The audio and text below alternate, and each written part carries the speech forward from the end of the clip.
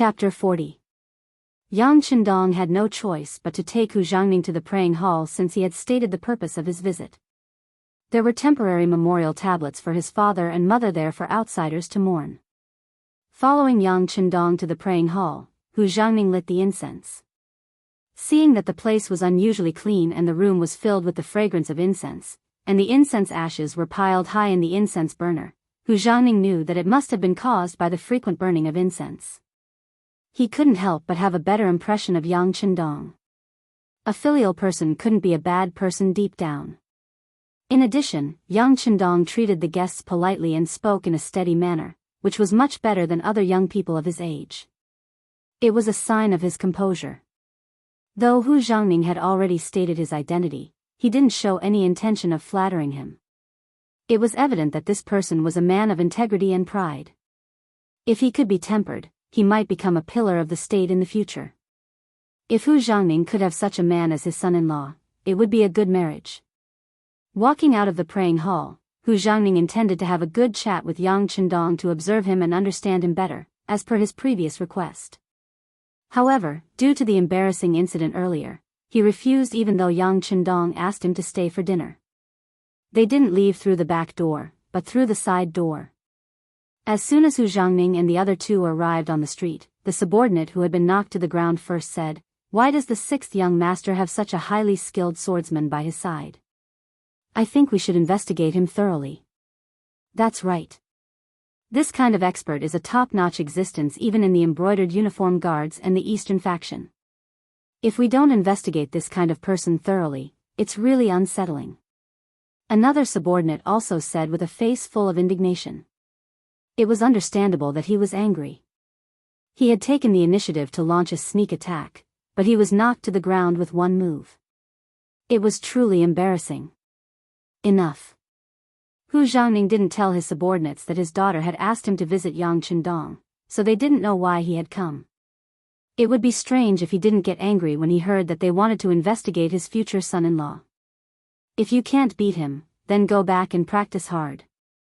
What's the use of complaining here? Also, what happened today was too embarrassing. Don't tell anyone about it. As for why there's such an expert here, it's because Yang Chendong is too conspicuous and he's afraid of being targeted. Hu Jiangning took the initiative to find an excuse and reason for the sixth young master. Being targeted? I don't think that's the case, the two subordinates said stubbornly. Originally, the embroidered uniform guards were an existence that people looked up to no matter where they went. However, after today's setback, they couldn't be blamed for having such thoughts. "That's enough," Hu Jiangning said angrily. He might be his future son-in-law, but he didn't like the fact that people were so suspicious of him just because his bodyguard was a little more agile. Remember, Yang Chendong is old Master Yang's son. It's impossible and there won't be any problems. This was tantamount to the final conclusion. Hu Jiangning was angry. Although the two subordinates were still dissatisfied, they did not dare to say anything. They could only lower their heads and admit defeat. Hu Jiangning left. According to the information from the Security Bureau, the group of 12 people only stayed in an inconspicuous inn in Jiangning Prefecture for one night before leaving. During this time, they did not meet anyone, including the Jiangning Prefectural Magistrate, nor did they have the slightest intention of making things difficult for the Yang family's old house. This action puzzled Yang Chendong. Could it be that Hu Xiao is really close to my father and they really came to pay respects? Shaking his head, Yang Chendong had to put this matter aside after arranging for the Security Bureau to investigate thoroughly. In the capital, Hu Jiangning returned to his residence after handing in the official task of inspecting the guards in the south. He had just gone to see his father, Hu Xiao, and roughly explained the process of the task. When he returned to the courtyard, his daughter, Hu Yan, came to greet him. The person he didn't want to see the most right now was probably his beloved daughter. He really didn't know how to say it, especially when two of his subordinates were taught a lesson. It made him feel even more ashamed. However, his daughter was not his subordinates.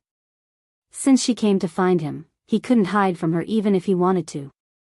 In the study, Hu Jiangning was practicing calligraphy with a brush, which was also a way to calm his mind.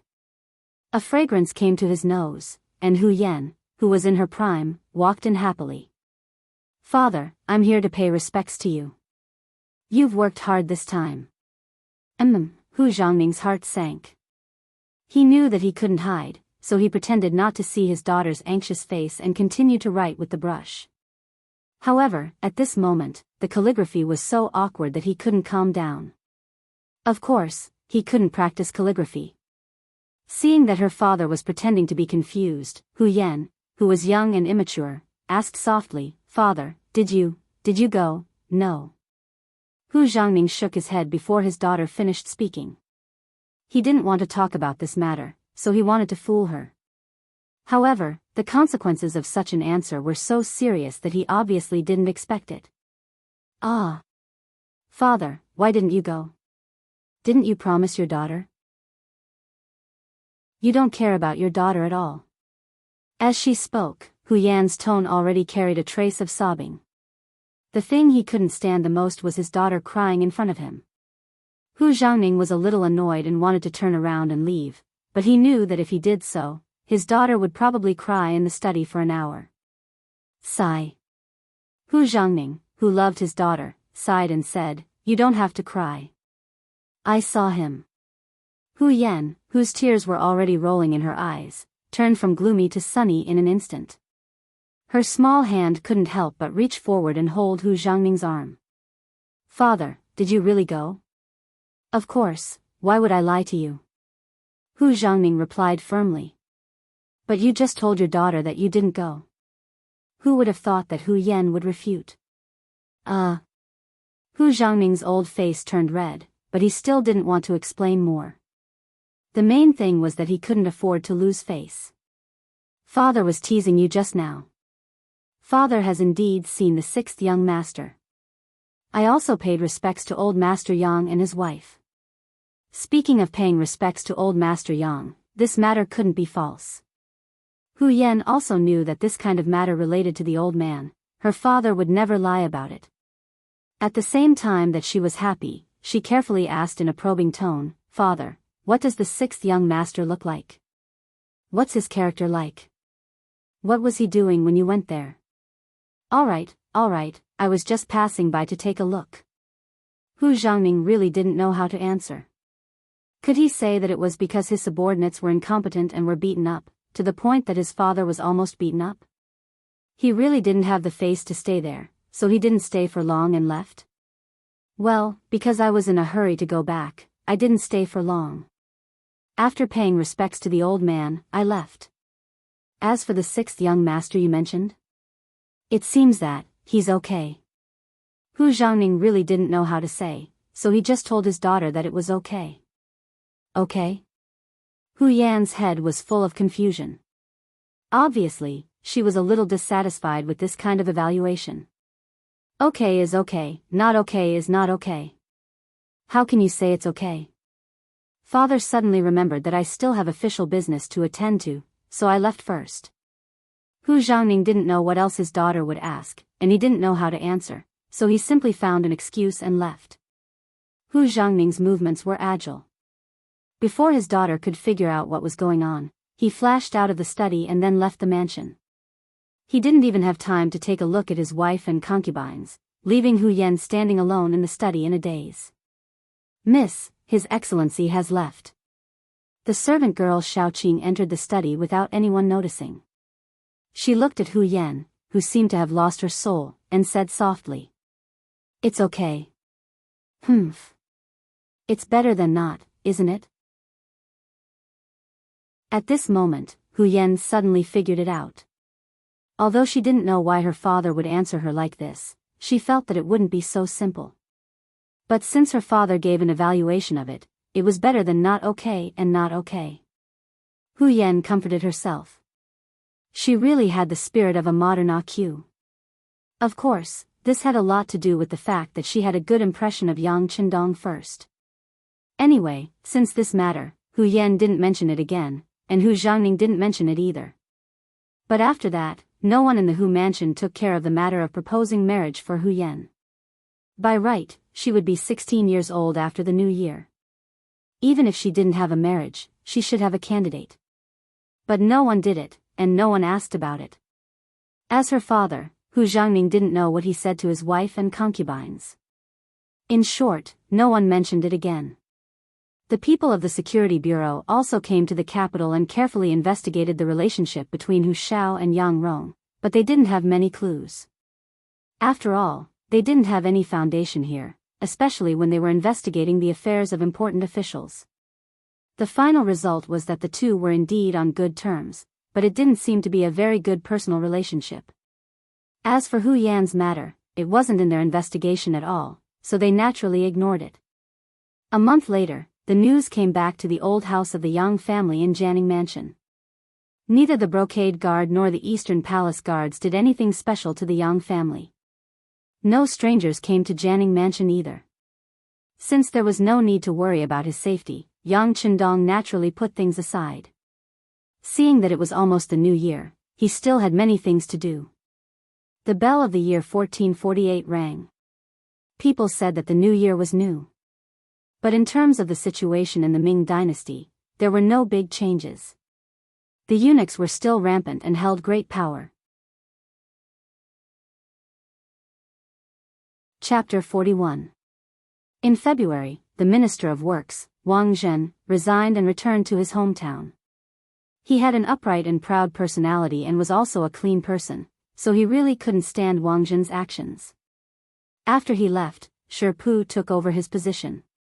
The instability of the political system made the lives of the people even more difficult. In April, Deng Maoqi of Fujian rebelled. Deng Maoqi and Chen Jingjing revolted. One after another they captured Sha County, Yoshi, and other places.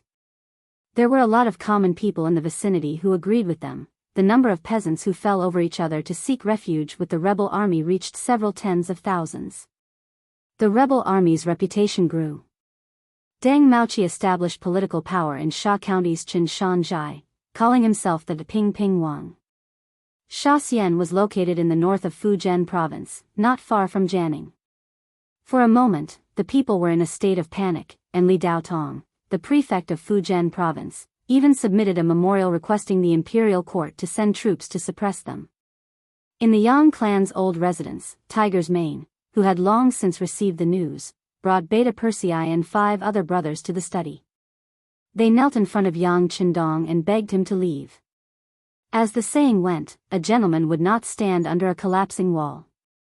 Now that old Madame Yang's mourning period was over, it was time to leave Jiangning and head to the capital.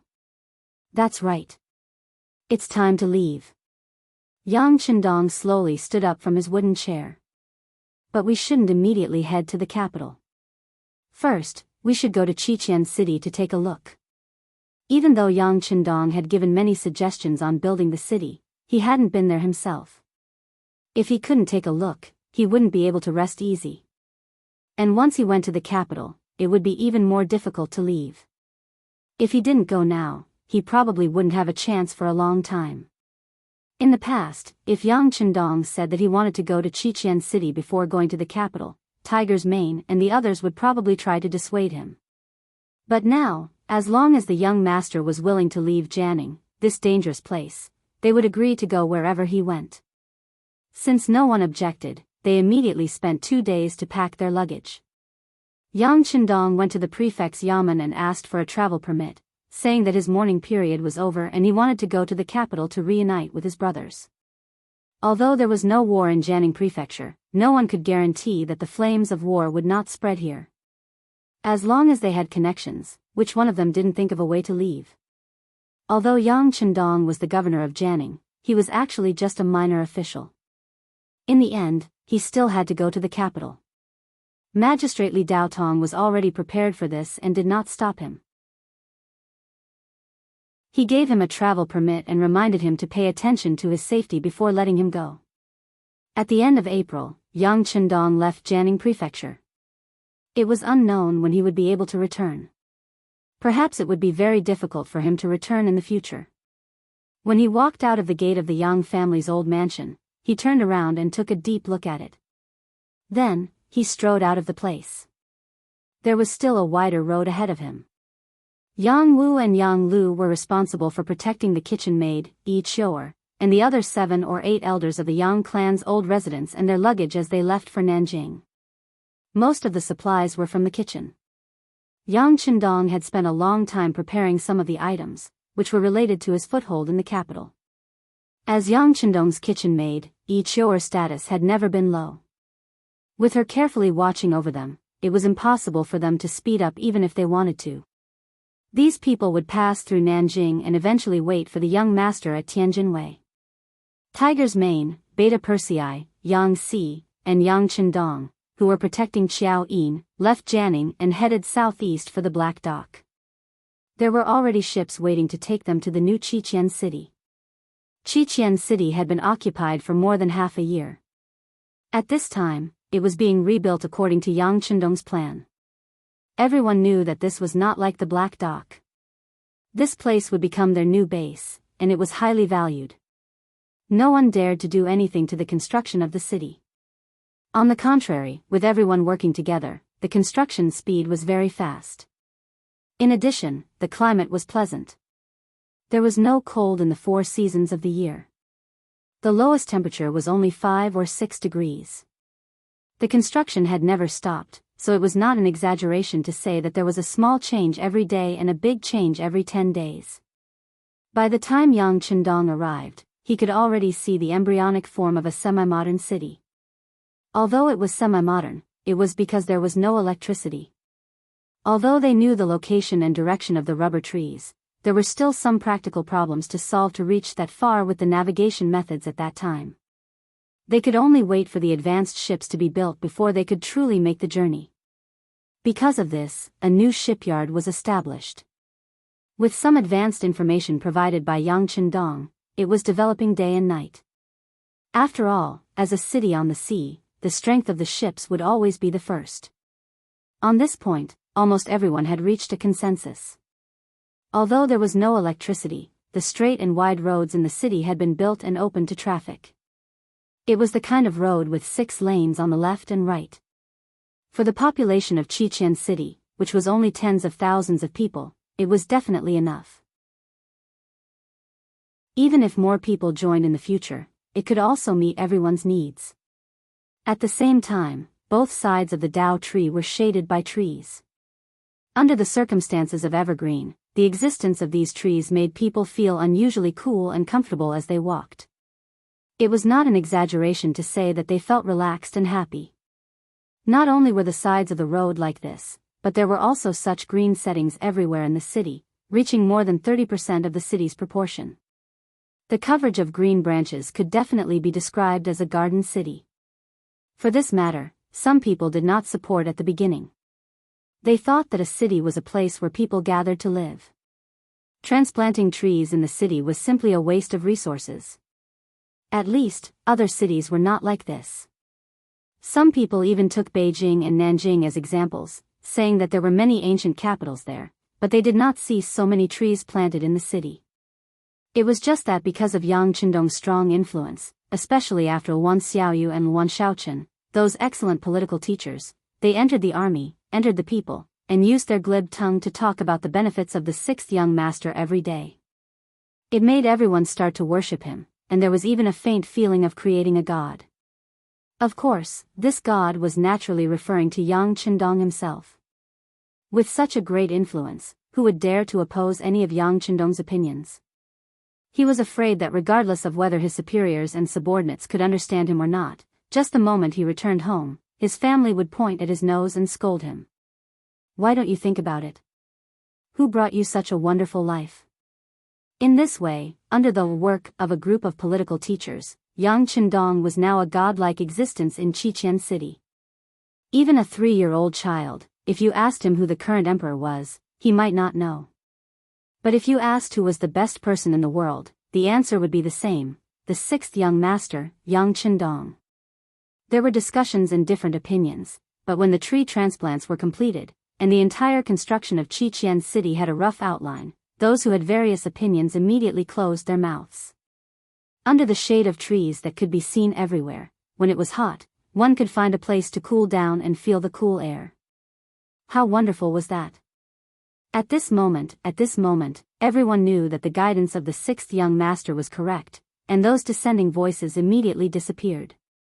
Especially according to the guidance of the sixth young master, all the old houses had to be demolished and rebuilt, and the new buildings had to be horizontal and straight.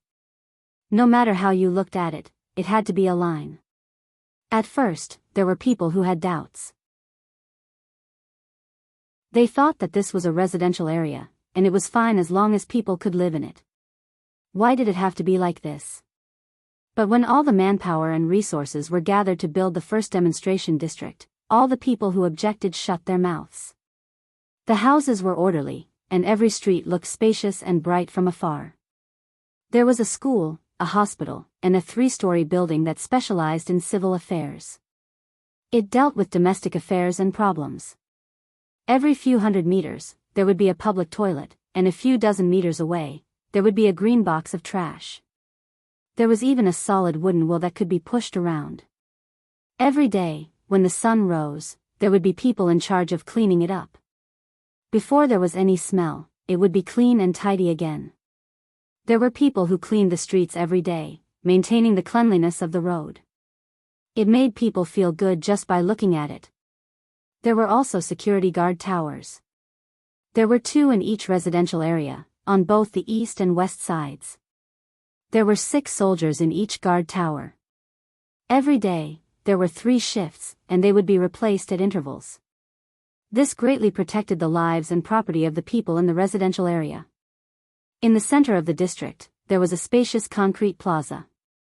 It could accommodate 1,000 people at the same time without feeling crowded. It was said that when electricity was produced in the future, there would be people who would teach people what kind of fitness dance to ensure that everyone had enough energy to have a place to pass the time. On the side of the plaza, there were some iron fitness equipment that could be used to strengthen the body and prolong the life of people.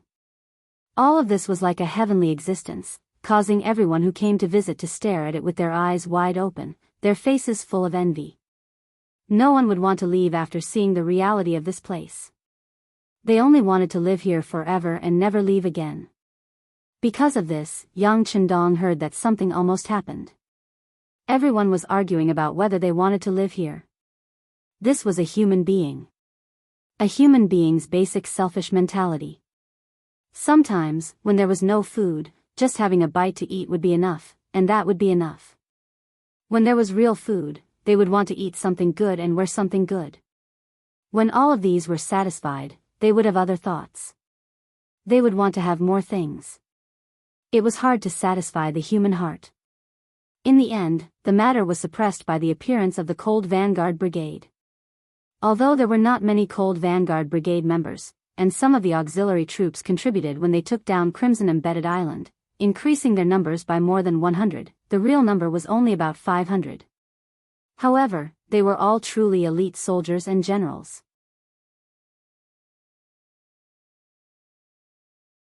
Chapter 42.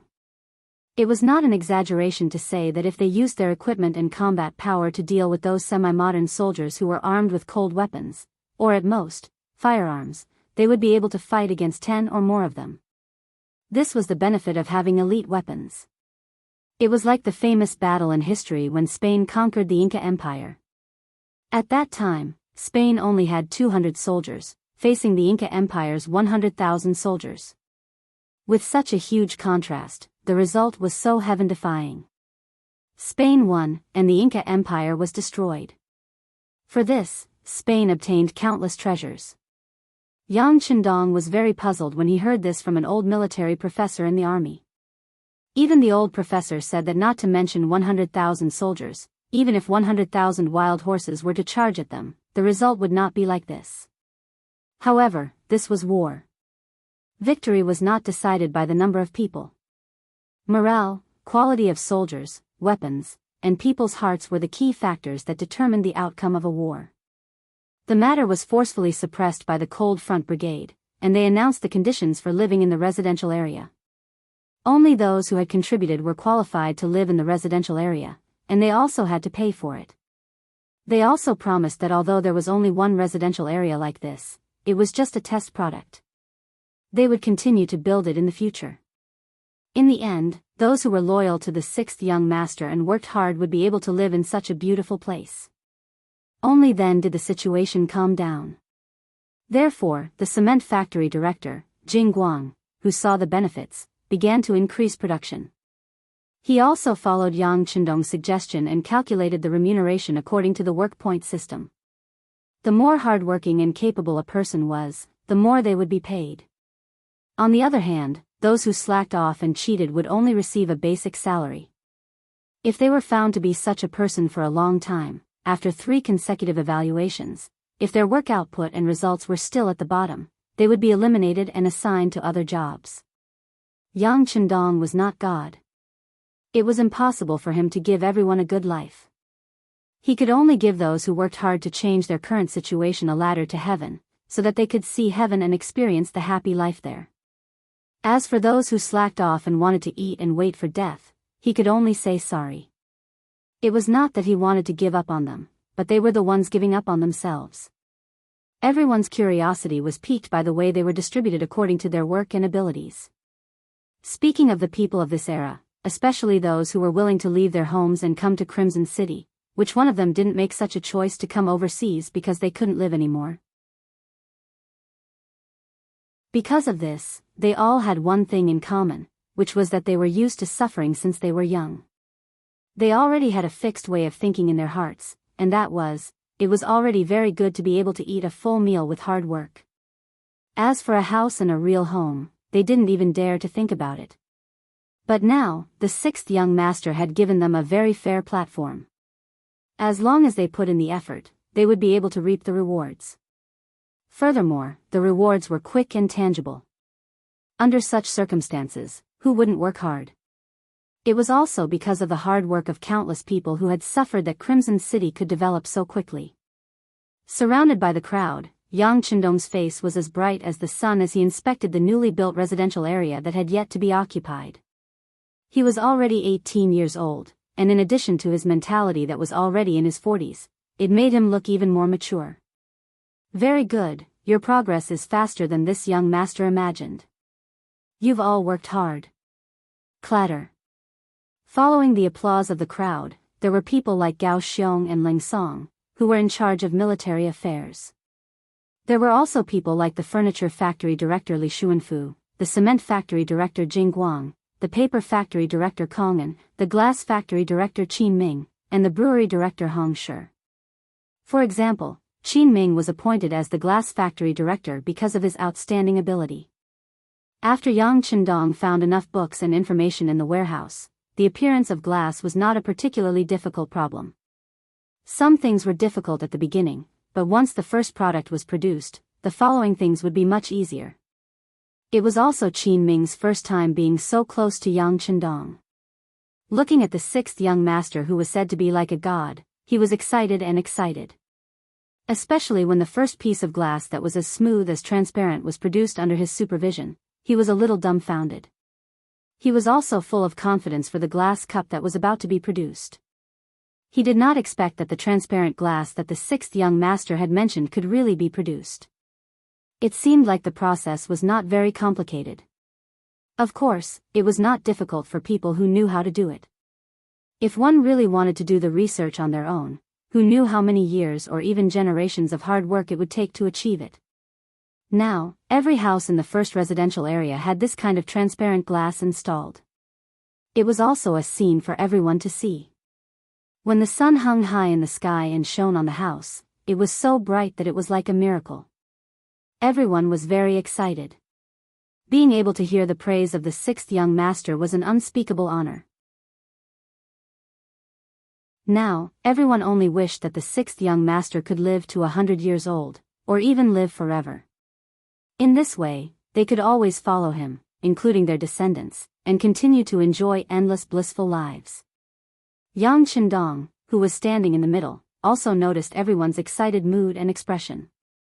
There was never a lack of smart people and people who were willing to work hard in this world. Such people often only needed a little push to do earth-shattering things. He was acting like Bo Lu, and these people were the horses. With everyone working together, there was really nothing that could not be done.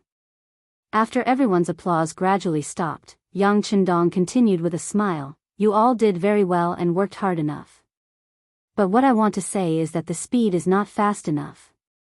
Because our development will only be faster, our population will only increase, and our territory will also be bigger.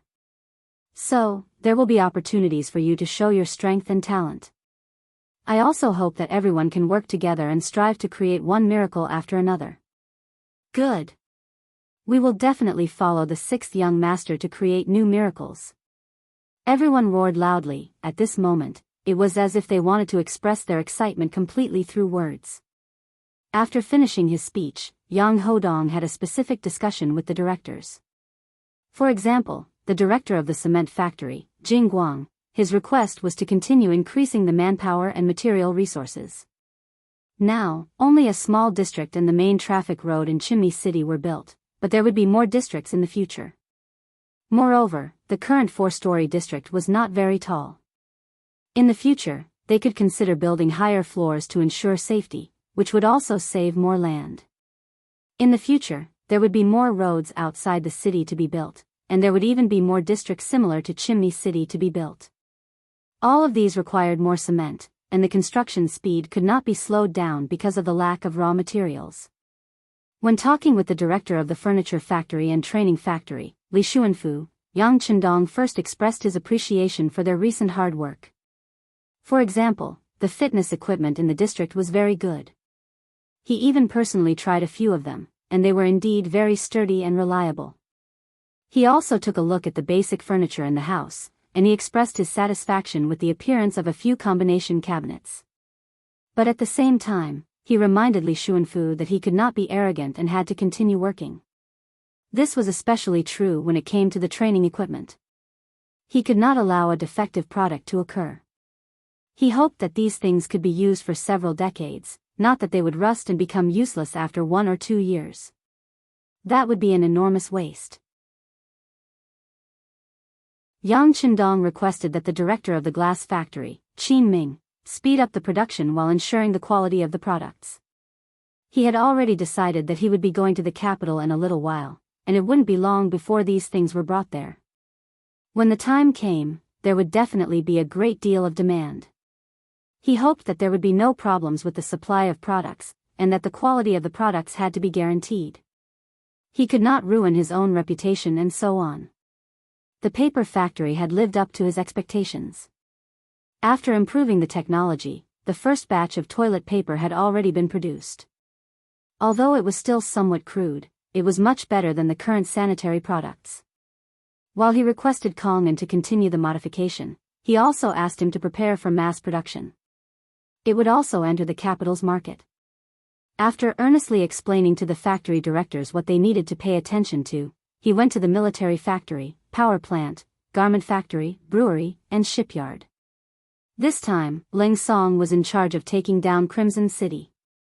In the original plan, they did not expend much effort to take over the entire city. The amount of ammunition consumed was also very little, but this did not mean that they would not be able to fight in the future. Therefore, it was very important to produce ammunition on their own. Fortunately, after continuous hard work and the stimulation from the other factories, they were now able to produce normal bullets for the Type 81 assault rifle and Type 95 assault rifle. Although the quantity was still very limited, it was mainly due to the lack of gunpowder reserves. However, now that they were able to produce bullets themselves, it would greatly relieve the pressure on the warehouse. Although no one had ever asked the sixth young master where the bullets and weapons came from. But it was not practical to always rely on him to transform them. It would be best if he could produce them himself. In the garment factory, under Zhou Hua's constant urging and Wan Qi's hard work, the sewing machines had been produced. The quantity was not a lot, but it was enough to protect the tens of thousands of soldiers and civilians in Crimson City. Yang Chendong requested for more sewing machines to be produced. This was because when he went to the capital, he would be importing more underwear, qipao, and even leather shoes. All of these needed to be supplied by the garment factory because it could bring in a large amount of gold and silver.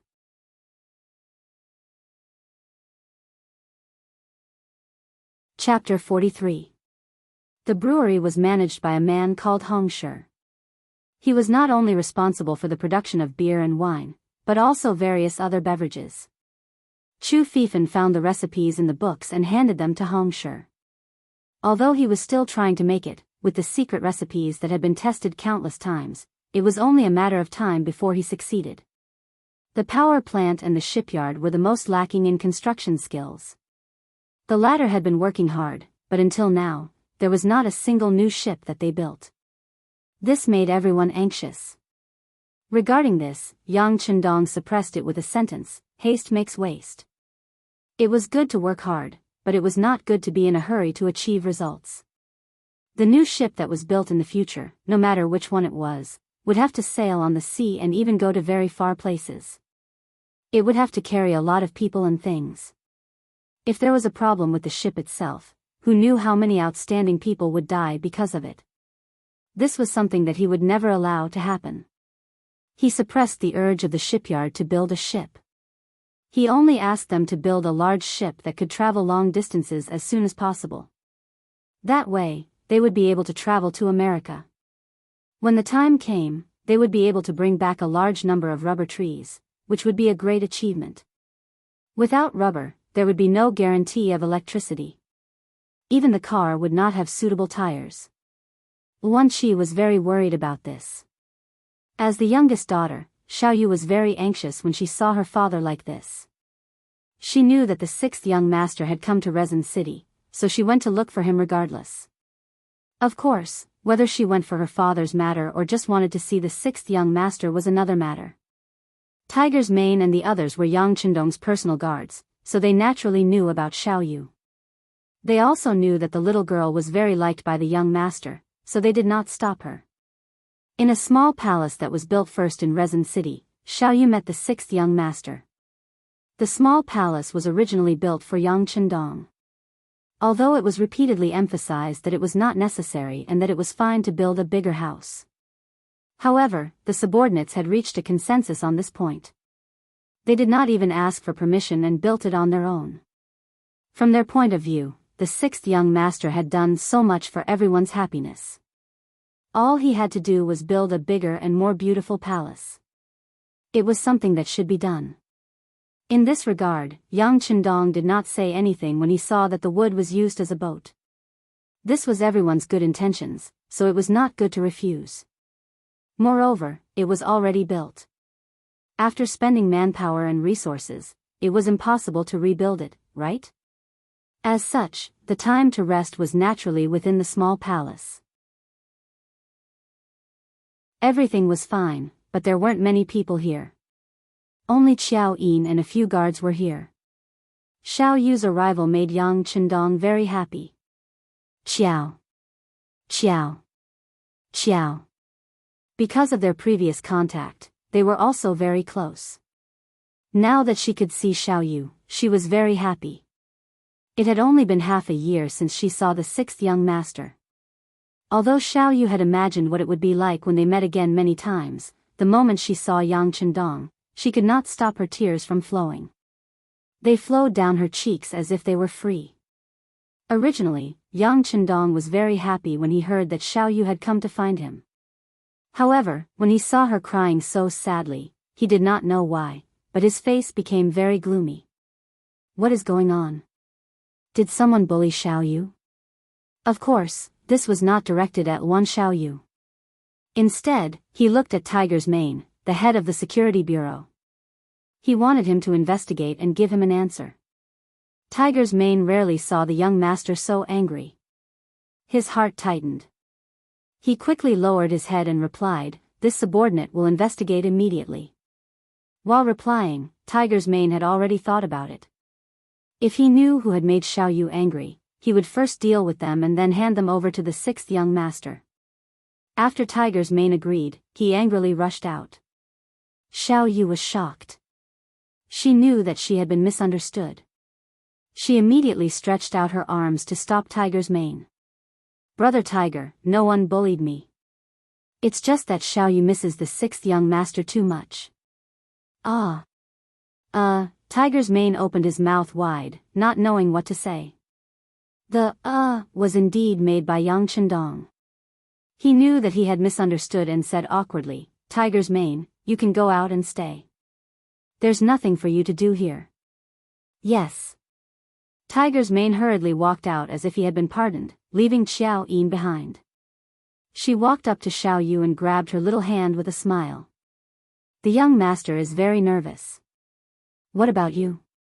No, I just treat Xiao Yu like a little sister. When Yang Chendong heard this, he quickly explained. He then quickly turned around and went back into the house. He knew that some things would be better if he didn't explain. The more he explained, the messier it would be. When he first met Xiao Yu, he only thought that she was cute. That was why he gave her a piece of gum and hugged her. With his mental age, he really did treat her like a little sister. However, gossip was a fearful thing. In everyone's eyes, the two of them were only 7 or 8 years apart. In that era, it really wasn't a big deal. Some of the children and daughters-in-law of other families were raised at a very young age. After everyone talked about it a lot, even Xiao Yu started to believe it. Although she didn't really understand some things, she knew that the sixth young master was a good person. Being able to spend time with such a good person every day, of course she would be happy. When Yang Chendong saw Xiao Yu this time, he noticed that the little girl had grown taller. Due to her nutrition, her complexion had improved a lot. She was even more adorable and delicate. In a few years' time, she would undoubtedly become a beauty. Could this be a plan to raise a little lowly? When Yang Chendong thought that something like this would happen to him, he couldn't help but tremble. While he found it hard to accept, his heart was secretly filled with anticipation. Of course, he was just curious and looking forward to it. If Xiao Yu grew up and had a boy she liked, Yang Chendong definitely wouldn't stop her. A forcibly picked melon wasn't sweet. Feelings could never be forced. Outside the door, Xiao Yin was comforting the crying Xiao Yu. Until he made her laugh, he then led her to the side hall where Yang Chendong was resting. At this time, Yang Chendong had already returned to his original calm and collected appearance. Looking at Xiao Yu, who had stopped crying and was even a little shy, he smiled and said, "You've worked hard for this period of time. This young master has decided to set up a publicity team. How about you be the leader?" "Ah. I'm the leader?" Xiao Yu pointed at herself in surprise. Her face was filled with disbelief. She looked a little cute and mischievous.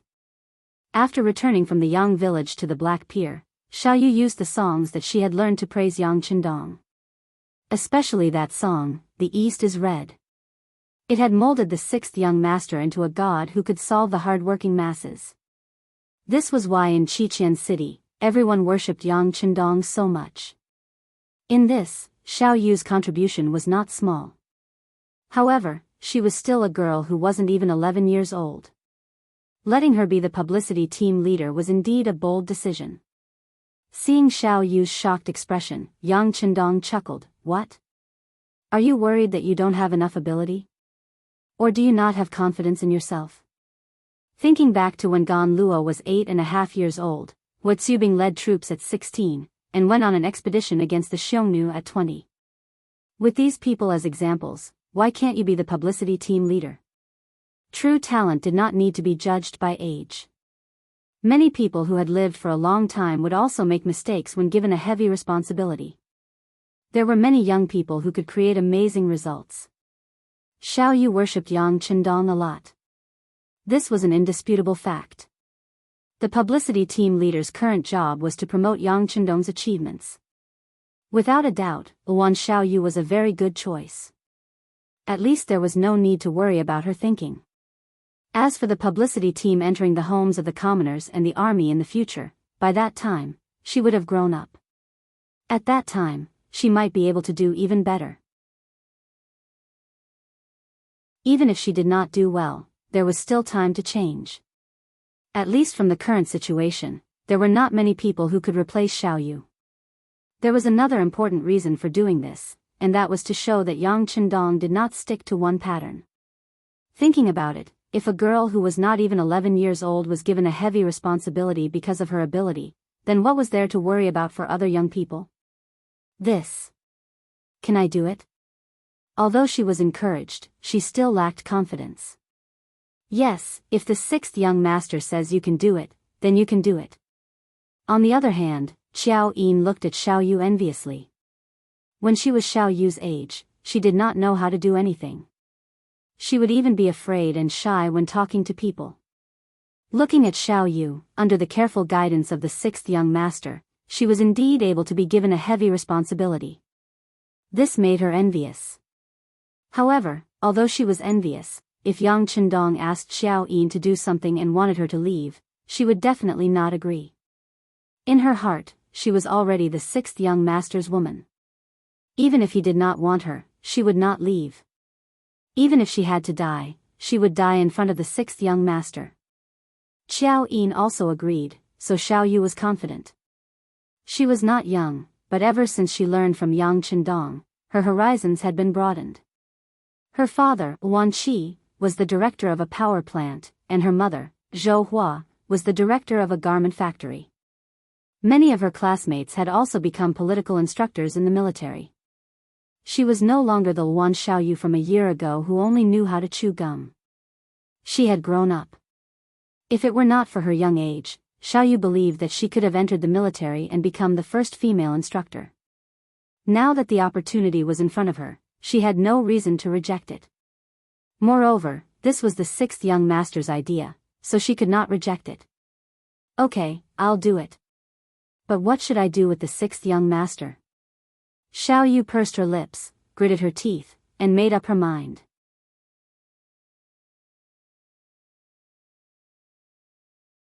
Chapter 44. The propaganda team has just been formed, so no one understands what's going on. It's easier to do the job, at least no one will understand if we make a mistake, right?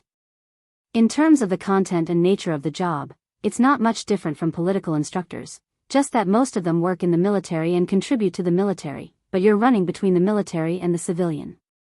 To put it bluntly, you're just there to promote our beautiful life and current situation. You can make up some jingles, sing some songs, give some examples, or even make some stage plays to let more people know about our lives. More people will take the initiative to settle down in Crimson City because of your efforts, contributing to the construction of our city. Of course, you still need to have a core. Yang Chendong explained in detail, but when he reached the core, Xiao Yu suddenly interrupted, I know, to promote the good of the sixth young master, this is the truth. Without the sixth young master, tens of thousands of us wouldn't be happy today. Yes, that's what I mean. Yang Chendong was embarrassed to say some things, but now that Xiao Yu had spoken first, he happily nodded and agreed. Just like that, Wan Xiaoyu became the first propaganda team leader of Crimson City before the age of 11. She was also Yang Chendong's first propaganda team leader. That night, the sixth young master went to Xiaoyu's house and met with Wan Qi, the manager of the power plant. He advised him to focus on the preparation work, such as accumulating more coal, or thinking about the preparation work for wind and hydroelectric power generation. Once they found the rubber tree that could wrap and insulate the plants, it would be the time for the power plant to develop rapidly. Currently, the most important task was to help dressmaker Stone make more mechanical sewing machines. After settling the matter with Xiaoyu's family, Yang Chendong went to inspect the military and city defense. For the city's defense, Yang Chendong proposed to build 4 10-foot-tall watchtowers with high-powered binoculars. This way, once enemies or ships approached, they could be alerted in advance. This way, Crimson City would have more time to react. At the same time, they also built a fort outside the city. Not only did they have the Type 75 105mm recoilless cannon, they also prepared the Type 59-1 130mm cannon with an effective range of 30 kilometers. It could completely destroy the enemy before they even got close. This was because the cannons were too powerful. For safety reasons, Yang Chendong was worried that he would be hit by the cannons when he came here in the future. Thus, he only took out 2 cannonballs and locked them up. It requires the consent of Gao Xiong, Yu Guang, and the rising star Nye Tong before it can be used. Yang Chendong was using restrictions to control the army. There was no other way. Since ancient times, many facts had proven that the leadership of the army was so easy to change hands, and so easy to get into trouble. Yang Chendong also requested that in the future, whenever the Chisan City Navy went out to sea, they would have to hang a bright 5-starred red flag. He also said that 4 of the 5 stars represented scholars, agriculture, industry, and commerce, which were the components of a city and a country. As long as there was such a flag sailing on the sea, it would be protected. Of course, if other ships dared to fake the flag, there was no need to be courteous, and they would be dealt with first. After inspecting the navy, Yang Chendong met with the captain of the army, Leng Song, and told him about the Deng Maoqi uprising in Fujian. Leng Song, it's time for you to perform. Didn't you always say that you didn't have a chance to display your abilities? Now, I'll give you that chance. I'll allow you to bring 100 members of Leng Feng and 500 support troops inland. But remember, unless it's absolutely necessary, do not harm the civilians. They are all our compatriots, and they are all Han. You can bring as many talents back to Crimson City without drawing any attention. We have too few soldiers and too few citizens. Hearing that he could finally go out and carry out his mission, Ling Song's calm demeanor changed, and he became extremely excited. 6th young master, if we meet the soldiers, should we fight or not? Don't fight. Unless it's absolutely necessary, don't make them your enemy. Of course, if you must fight, try not to harm them. Capture them alive and send them to Qian City. When the time comes, I'll get Gao Xiong to send ships to cooperate with you. Yang Chendong shook his head. During the confrontation between the Kuomintang and the Communist Party, there were some generals who shouted that Chinese people should not attack Chinese people. Then how could he possibly do such a thing as fighting with his own family? Although the population of the Ming dynasty was not small, in Yang Chendong's eyes, it was far from enough. He wanted to conquer the world and spread the Han people all over the world. How could he do it with so few people? Leng Song finally understood that he was using the chaos to snatch people. Even so, he was still very excited because he could finally lead an army into battle. Although there were only 100 members of Leng Feng and 500 support troops, it was still a considerable force. With their abilities, they could do many things. Oh right, if possible, disguise yourselves as rebels and bring back more gunpowder. From what this young master knows, the various cities have stockpiles, it's just a matter of how much. Yang Chendong thought about the difficulties of the military factory and added. Young master, don't worry. Not just gunpowder, I will bring back anything useful. Leng Song patted his chest and promised. It was rare for him to have a chance to perform, he would not let it go. Following which, Leng Song brought his men and left. As for what he did, other than Gao Xiong and a few other higher-ups, no one else knew. Yang Chendong remained in Qian City, talking to everyone and solving all sorts of problems. Because this time, he would not be able to return to Qian City for a while, so he had to solve as many problems as possible. Time passed, and it was the middle of June. Yang Chendong had been in Qian City for more than a month. The problems that should or could be solved, he had solved them, and the problems that could not be solved, he had pointed out the right direction. He had been here for quite some time, and the people of the Yang family were probably waiting anxiously in Tianjin, so it was time to leave. However, before leaving, Yang Chendong decided to hold another conferring ceremony to raise the morale of the troops. Compared to the previous time, there were more people conferred titles this time. Not only were there soldiers, but there were also people who had contributed to the local area. The conferring ceremony was held in the largest square in the city, the Central Plaza. The Central Square was also the city center of Rezin City. Not far from here, there were the largest hospital, the largest school, the largest theater, the largest market, commercial houses were everywhere, making it the most prosperous shopping area in Rezin City, the most restaurants and inns, as well as some government agencies. Today, it was especially lively, and there was a sea of people. Roughly estimating, there were more than 15,000 soldiers and civilians. Yang Chendong was still in his Grand Marshal uniform, sitting on a large chair, waiting for the auspicious time to arrive. The microphone and loudspeaker from last time were taken out again, and with the help of solar energy, there would be no problems when using them. Before the ceremony began, they started with singing. Other than the 100 Cold Vanguard members that Leng Song had brought with him and the 100 Cold Vanguard members who were patrolling outside the city, the remaining 300 people from the 1st Company, 3rd Company, and 4th Company were all present. They were divided into 3 companies and sat neatly in front of the square. The 300 Leng Feng soldiers were seated at the front and were able to see the 6th young master at a close distance. Just this privilege alone was enough to make countless auxiliary soldiers envious. They also hoped that one day, they could be like these 300 people, wearing formal military uniforms with epaulets, collar flowers, and military ranks, and be the center of attention and envy of tens of thousands of people. The singing began. First, the 1st Company commander, Xiao Feng, took the initiative to stand up. His military posture was tall and straight. He placed his hands in front of him and said in a loud voice, "First Company, listen up. Comrades in arms are as close as brothers.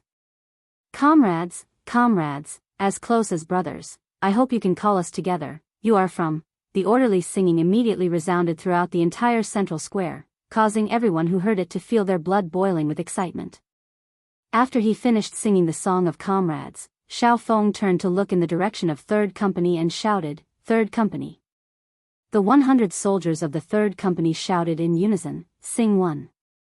3rd Company. Sing 1. 1, 2, 3, 4, 5. We've been waiting for a long time. 1, 2, 3, 4, 5, 6, 7. We've been waiting for a long time." When the 3rd Company started singing, the 3rd Company commander, Ting Shan, suddenly stood up. This company commander, who used to be a bandit, did not have a good temper. When he saw the 1st Company rushing towards him, he immediately turned to the soldiers of the 3rd Company and shouted, "3rd Company, listen up. Forward, forward, forward. Ready to sing. Forward, forward, forward." Our troops are facing the sun, the singing began, raising everyone's morale and causing the atmosphere to reach a climax. In the end, when the 4th Company sang Dongfang Hong, it turned into a chorus of singing. The sound was like thunder, and the momentum was great. The entire scene became restless. Everyone was shouting and singing at the top of their lungs. When the auspicious time arrived, Yang Chendong, who was dressed in a marshal's uniform, walked up to the stage. As he raised his hand, the singing stopped, and the scene became quiet. More than 15,000 people, more than 30,000 pairs of eyes were staring at Yang Chendong. Next, I announce that the conferring ceremony has begun. Those whose names are called, please come up to the stage. Tiger's Mane, Gao Xiong, Xiao Feng, Yu Guang. This conferring ceremony was conducted in 2 ways, civil and military. Tiger's Mane, who was promoted from captain to major, was currently the person with the highest rank other than Yang Chendong. He was also the first officer in the system to become a field officer. Next were Gao Xiong, who was promoted to captain, Ling Song, who was not here, so someone else took the captain's rank, Xiao Feng, Ting Shan, and Yu Guang, who were promoted from 2nd lieutenant to 1st lieutenant. The newly conferred ranks were naval officer Nye Tong, who was promoted to 2nd lieutenant. The newly established captain of the Wolf Fang Special Forces, Tai Hu, was promoted to 2nd lieutenant. The newly established captain of the Ghost Sniper Squad, Bai Zhua, was promoted to 2nd lieutenant. The newly established captain of the Eagle Squad, Tian Feng, was promoted to 2nd lieutenant.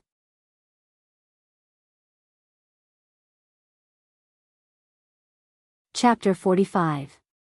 For the sake of Yang Chendong's safety, 2 new groups of guards were added. The first group's leader, Chiu Vi, was given the rank of Private First Class. The second group's leader, Dao Xiao, was given the rank of Private First Class, and the newly formed cavalry leader, Zhou Feng, was given the rank of Private First Class. The first batch of 5 instructors, He Yang, Song Desheng, Zhu Ziguang, Qi Ming, and Shi Yi, were given the rank of 2nd lieutenant. The first batch of political instructors, Wan Xiaochen, Jing Shuang, Kong Jia, Mo Chengyu, and Ji Fei, were given the rank of Private First Class. Also worth mentioning was the youngest, Wan Xiaoyu. She was appointed as the first propaganda leader and was given the rank of second lieutenant. Wearing the modified female officer's uniform, she looked valiant, showing off her noble temperament. It was unknown how many people's eyes lit up when they saw her. Many girls had already vowed in their hearts that they would work hard to exercise their bodies, study hard, and join the army in the future. They would become female soldiers and wear this eye-catching female military uniform like a Wuxia. Presumably, at that time, the door would be broken by the boys who would come knocking on the door. After Wuxia, more than 100 official soldiers who had been transferred from auxiliary soldiers to the cold vanguard came to the stage. This was the last time Yang Qindong would give a title to a group of ordinary soldiers.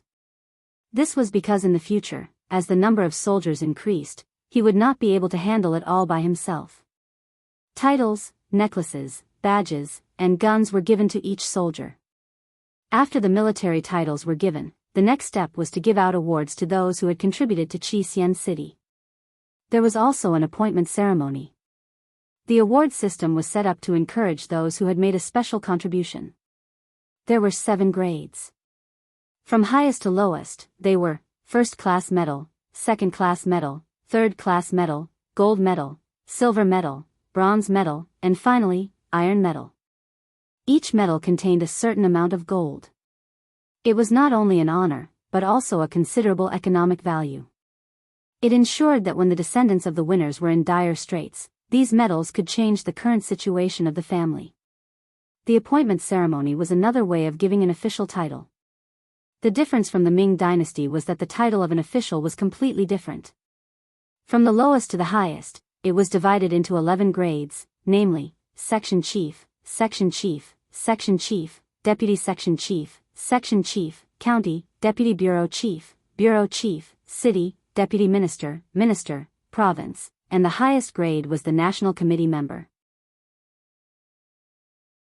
Those who were appointed and received the medal for the first time were Wu Gang, director of the munitions factory, Li Xuanfu, director of the furniture and training factory, Wan Qi, director of the power plant, Zhou Hua, director of the garment factory, Jing Guang, director of the cement factory, Qin Ming, director of the glass factory, Kong'an, director of the paper factory, Hong Shi, director of the brewery, and Hong Yi, director of the shipyard.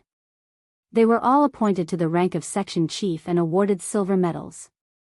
Whenever someone went up to the stage to receive an award, there would be a round of applause from the audience.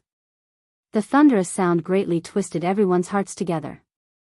With the active efforts of Luan Shaoqin and the other instructors, Crimson City had become an iron fortress. At this point, Yang Qindong could finally relax and head to the capital. On the 3rd day after the ceremony, Yang Qindong left. He did not inform too many people and left quietly. This was related to the fact that he did not like scenes of life and death. However, when the sun had just risen and he was about to leave, he saw that the people of the city were already standing on both sides of the street, waiting to send him off. In the crowd, Wan Xiaoyu was crying her eyes out. Even though she was already an officer and did not want to cry in public, when she saw Yang Qindong, who had changed into a green robe, she could not stop her tears from flowing. When had Yang Qindong ever wanted to go to the capital? However, he still had the blood of the descendants of China, and his brothers and sisters were also in the capital. If possible, he did not want to become enemies with the Ming dynasty. This time, he was trying to change something. If possible, he was even willing to coexist with the Ming dynasty. After all, this was a dynasty with backbone. The sovereign was willing to die for the country, and the Son of Heaven guarded the gates of the country. This was not something that the sovereigns of other dynasties could compare to. Of course, he could also establish his own country in Qiqian, just like Deng Maoqi, who was causing trouble in Fujian. However, if he did that, who knew how many people would die in the flames of war? Unless it was absolutely necessary, he absolutely did not want to do that. As Yang Qindong was about to leave, Gao Xiong, the highest military commander, appeared in the front row. Gao Xiong, this stay is too short. This young master wanted to go with you to explore Wuqiu Island.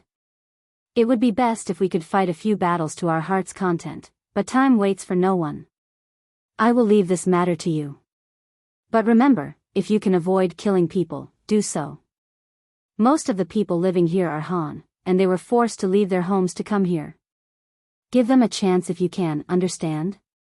This was not the first time this matter had been emphasized, and Gao Xiong immediately stood at attention. Young master, be at ease. Gao Xiong will definitely kill fewer people and capture more people. Okay.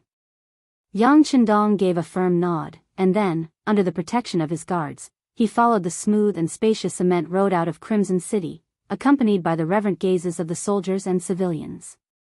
Compared to when he had first arrived, the number of guards at his side had greatly increased. When he had arrived, including Xiao Yin and Yang Chendong, there had only been 5 of them, but now, there were 25 of them. Qiu Vi and Dao Shao each led 2 groups of 20 guards. The group boarded the ship first, and then, when it was almost noon, they arrived at the Black Pier and disembarked. Tell them to keep a sufficient distance from us. If there's no danger, don't appear. Yang Chendong didn't want to be too ostentatious. He was going to the capital, a dragon's pool and a tiger's den. There were all kinds of people there. If they found out that he, a mere 9th-level official, had returned to the capital with so many guards, it would be strange if they didn't become vigilant.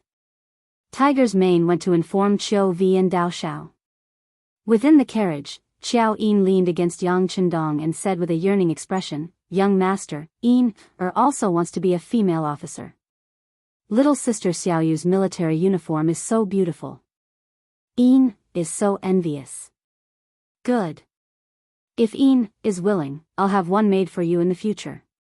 When he thought about how the grown-up Xiao Yin would look in a military uniform, Yang Chendong's eyes couldn't help but reveal a hint of longing and anticipation. Xiao Yin did not notice any of this. She was a little careless, so she asked in a bold and unrestrained manner, "Young master, is the capital fun?" This young master only stayed there when he was a child, so I don't have much of an impression of it. But I think it should be fun, Yang Chendong said with a hint of hope in his eyes. This was the capital of the Great Ming Dynasty, the predecessor of Beijing. He truly wanted to see just how majestic and magnificent that place was. Without the wide cement roads, the carriage could not go fast even if they wanted to, and they also had to consider Xiao Yin's feelings. Just the journey from the Black Pier to the Tianjin Guard took more than a month. After meeting up with Yang Wu, Yang Lu, Yi Qiu'er, and the others, they began to make their way to the capital. Even though it wasn't a very long distance, it still took them 10-some days to walk. By the time they finally saw the high walls of the capital, it was already the end of the 8th month. Steward Yang Hai had long ago received the news and had been waiting at the gate with his son Yang Chendong. When he received Yang Chendong, he did not even enter the gates of the capital. Instead, he circled around the walls of the capital and made his way to the new Yang Manor 15 li south of the city. As early as last year, Yang Hai had used the money to buy a manor with a total of 2,000 mu of land. Now, there were high-yield potatoes planted here that no one knew about. Seeing that the harvest was not far away, some of them had basically matured. After more than a month of traveling, even Yang Chendong was exhausted, let alone Xiao Yin and Yi Qiu'er. The moment they arrived, they found their rooms and went to sleep. Yang Chendong truly could not rest at this time, as there were far too many things he needed to take care of. He first met with Yang San, who had arrived 3 months earlier, and gained a basic understanding of the current situation in the capital. From what he had heard, Wang Zhen and the other eunuchs were still in control of the court. Although Zhu Qizhen was already 21 years old, he was still like a child, listening to his teacher, Wang Zhen, on everything, to the point that he had lost his ability to make basic judgments. As a result, those officials who did not like this and refused to lower their heads to Wang Zhen were mostly punished. There were even some who were imprisoned by the Eastern Cabinet. Other than the ministers of the 6 bureaus and a few important officials, very few people could stand in the imperial court and speak the truth. The situation was so severe that it was no wonder the incident at the Tumu Castle occurred 1 year later. It was precisely after that incident that the Great Ming began to weaken, entering the middle stage of its development. Zhu Qizhen was not a bad person at heart, and he had a good heart. It was just that he was not good at using people. For example, when it came to eunuchs, he had first used Wang Zhen, and later on, he had used Chao Jixiang, causing the great Ming to constantly fall from grace. This was particularly true of Wang Zhen. It had clearly been proven that he was the greatest culprit behind the Tumu Castle incident, but later on, when Yingzong regained the throne, he had actually rehabilitated him and granted him a temple. Yang Qindong truly didn't know what to say in the face of such an emperor. As he had said before, Yang Qindong did not want to become enemies with the great Ming, and he still felt some admiration for this dynasty. Besides protecting the safety of the Yang clan, he had also come to the capital to single-handedly reverse the course of the imperial court. But now, it seemed that while his thoughts were beautiful, reality was cruel. Yang Qindong retracted his thoughts and thought of his older brothers and sisters. Enough. Tell me about my family.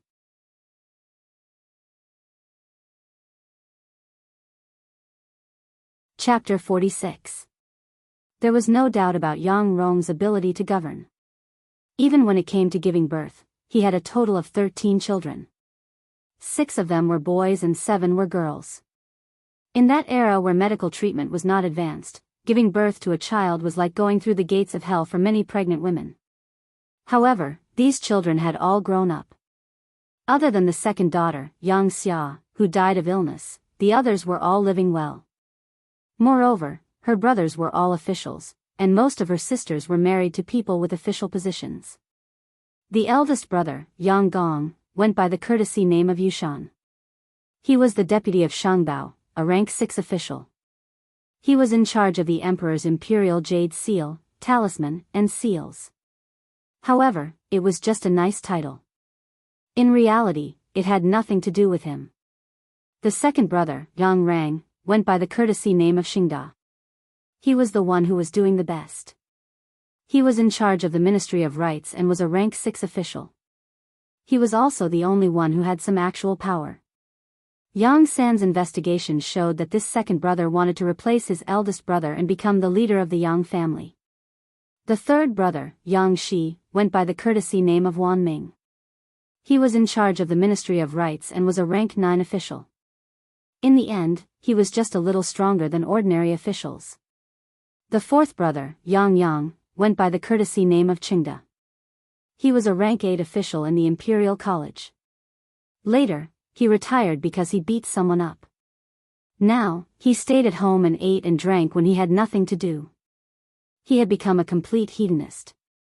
The fifth brother, Yang Guifang, went by the courtesy name of Wen Lin. He was a rank 9 official in the Zhang government. He was in charge of the internal affairs of the imperial family. These were the 5 brothers of Yang Qindong of the Yang family. Looking at the records, the 6th young master smiled bitterly and shook his head. He thought that after Yang Rong passed away, the future of the Yang family would not be as good as before. However, he did not think that it would be so bad. This was basically the same as being kicked out of the imperial court. If no one in this generation worked hard, it was likely that the next generation would completely disappear into the crowd. It seemed that it would not be easy to turn the situation around.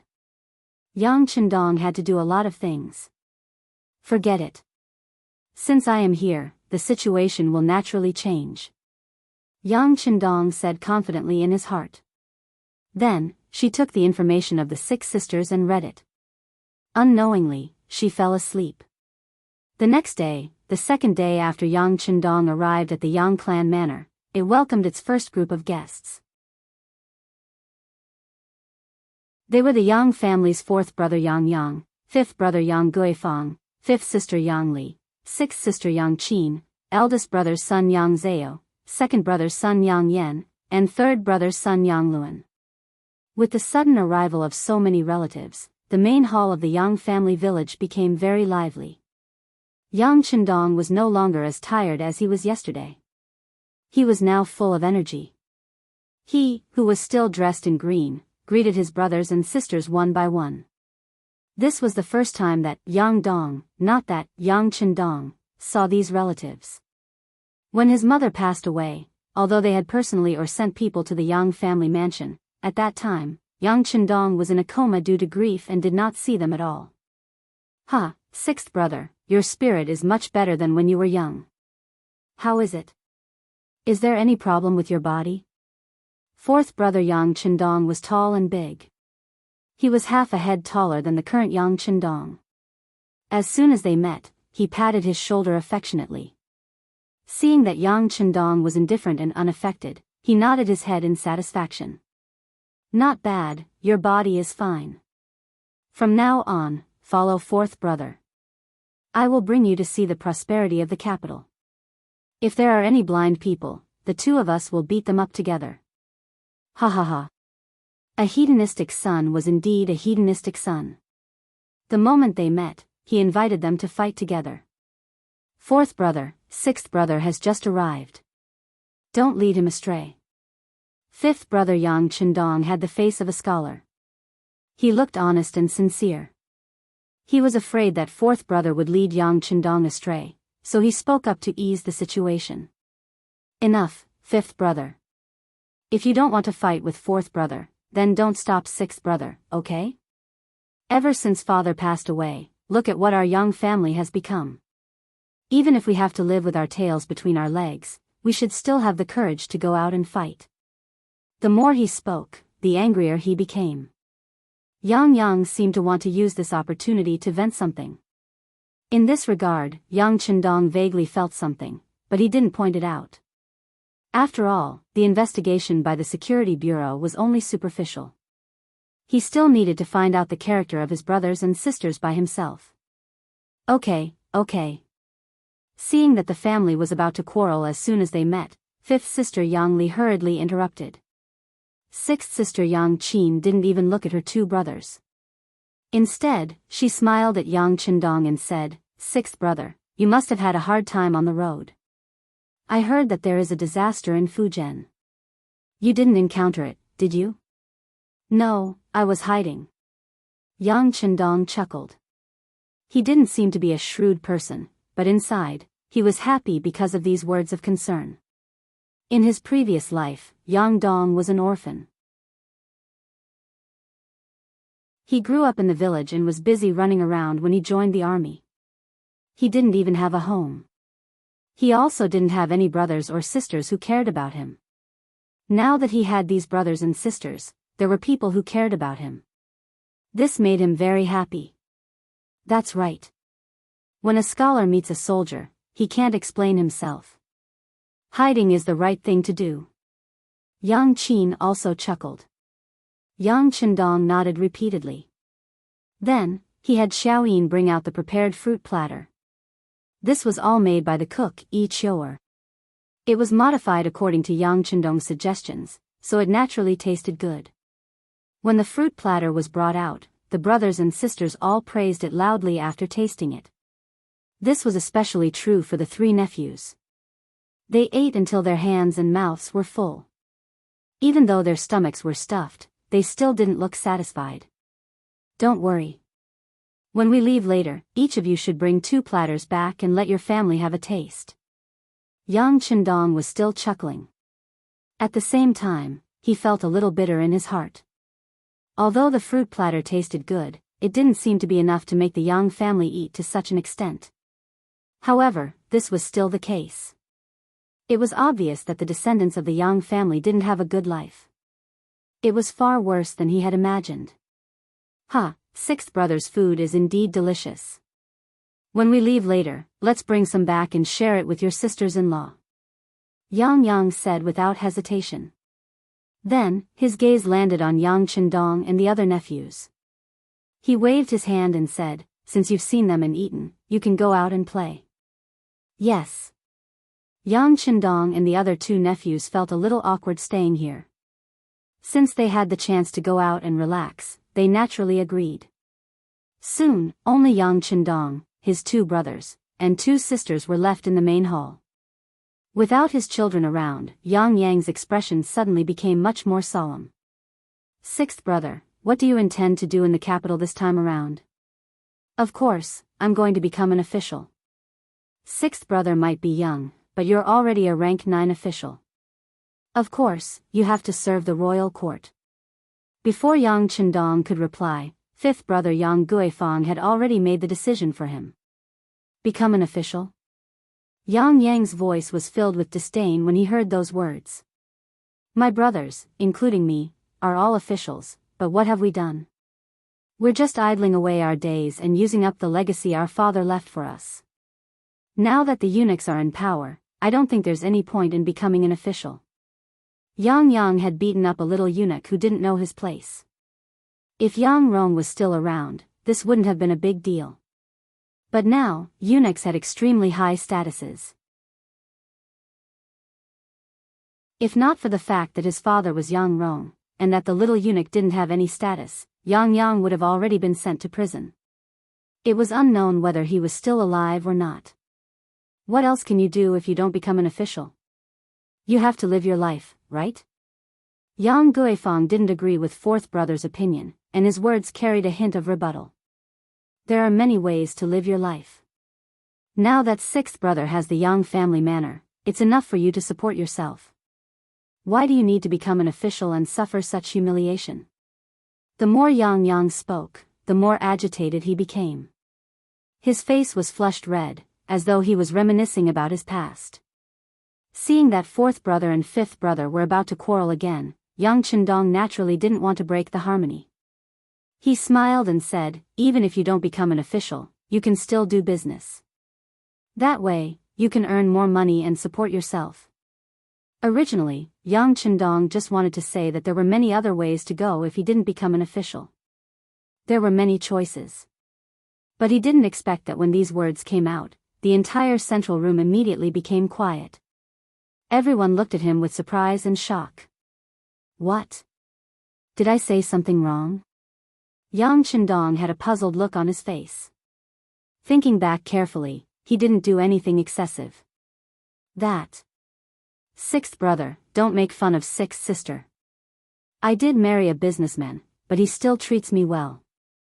I'm quite satisfied. The sixth sister, Yang Qin, spoke.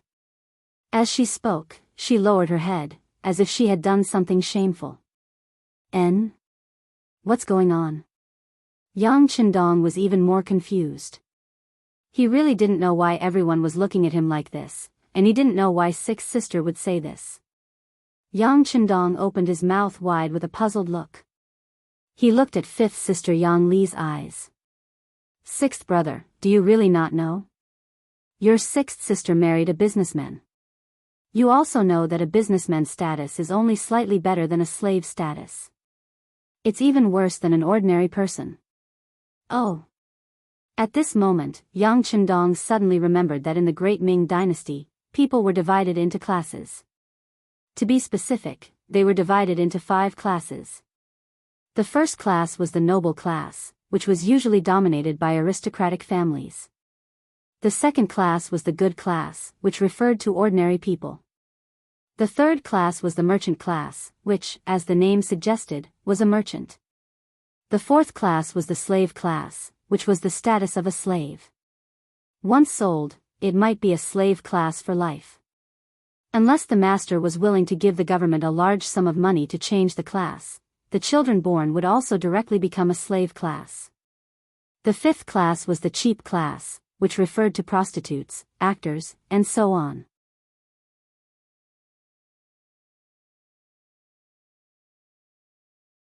Chapter 47. In the Ming Dynasty, there was a clear hierarchy.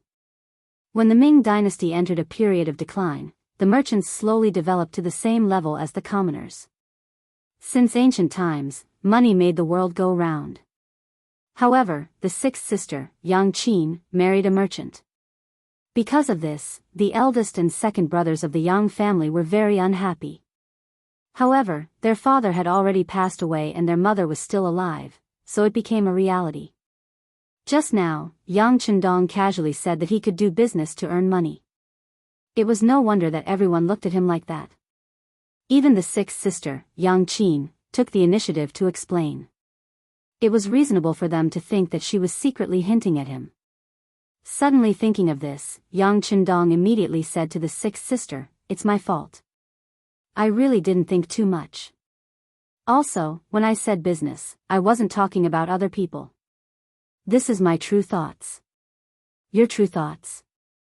Sixth brother, are you really going to do business?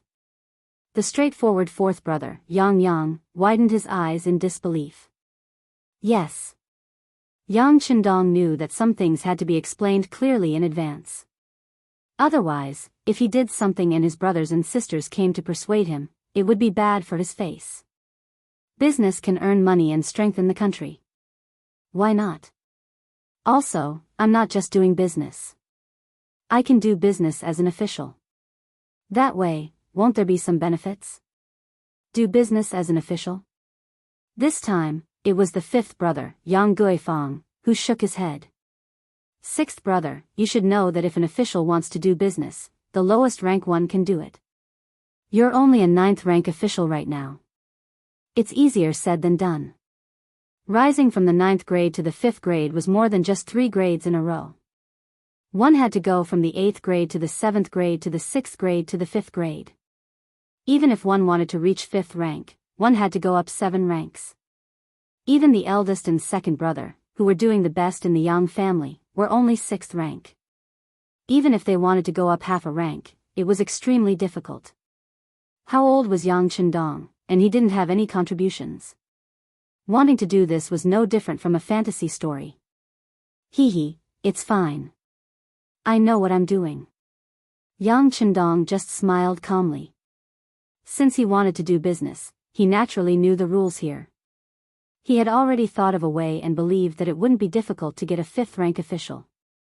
Since Yang Chendong said so, everyone just thought that he wanted to save face and didn't want to show weakness. Therefore, they didn't dwell on this matter and talked about other things. After this conversation, Yang Chendong's mood became very bad.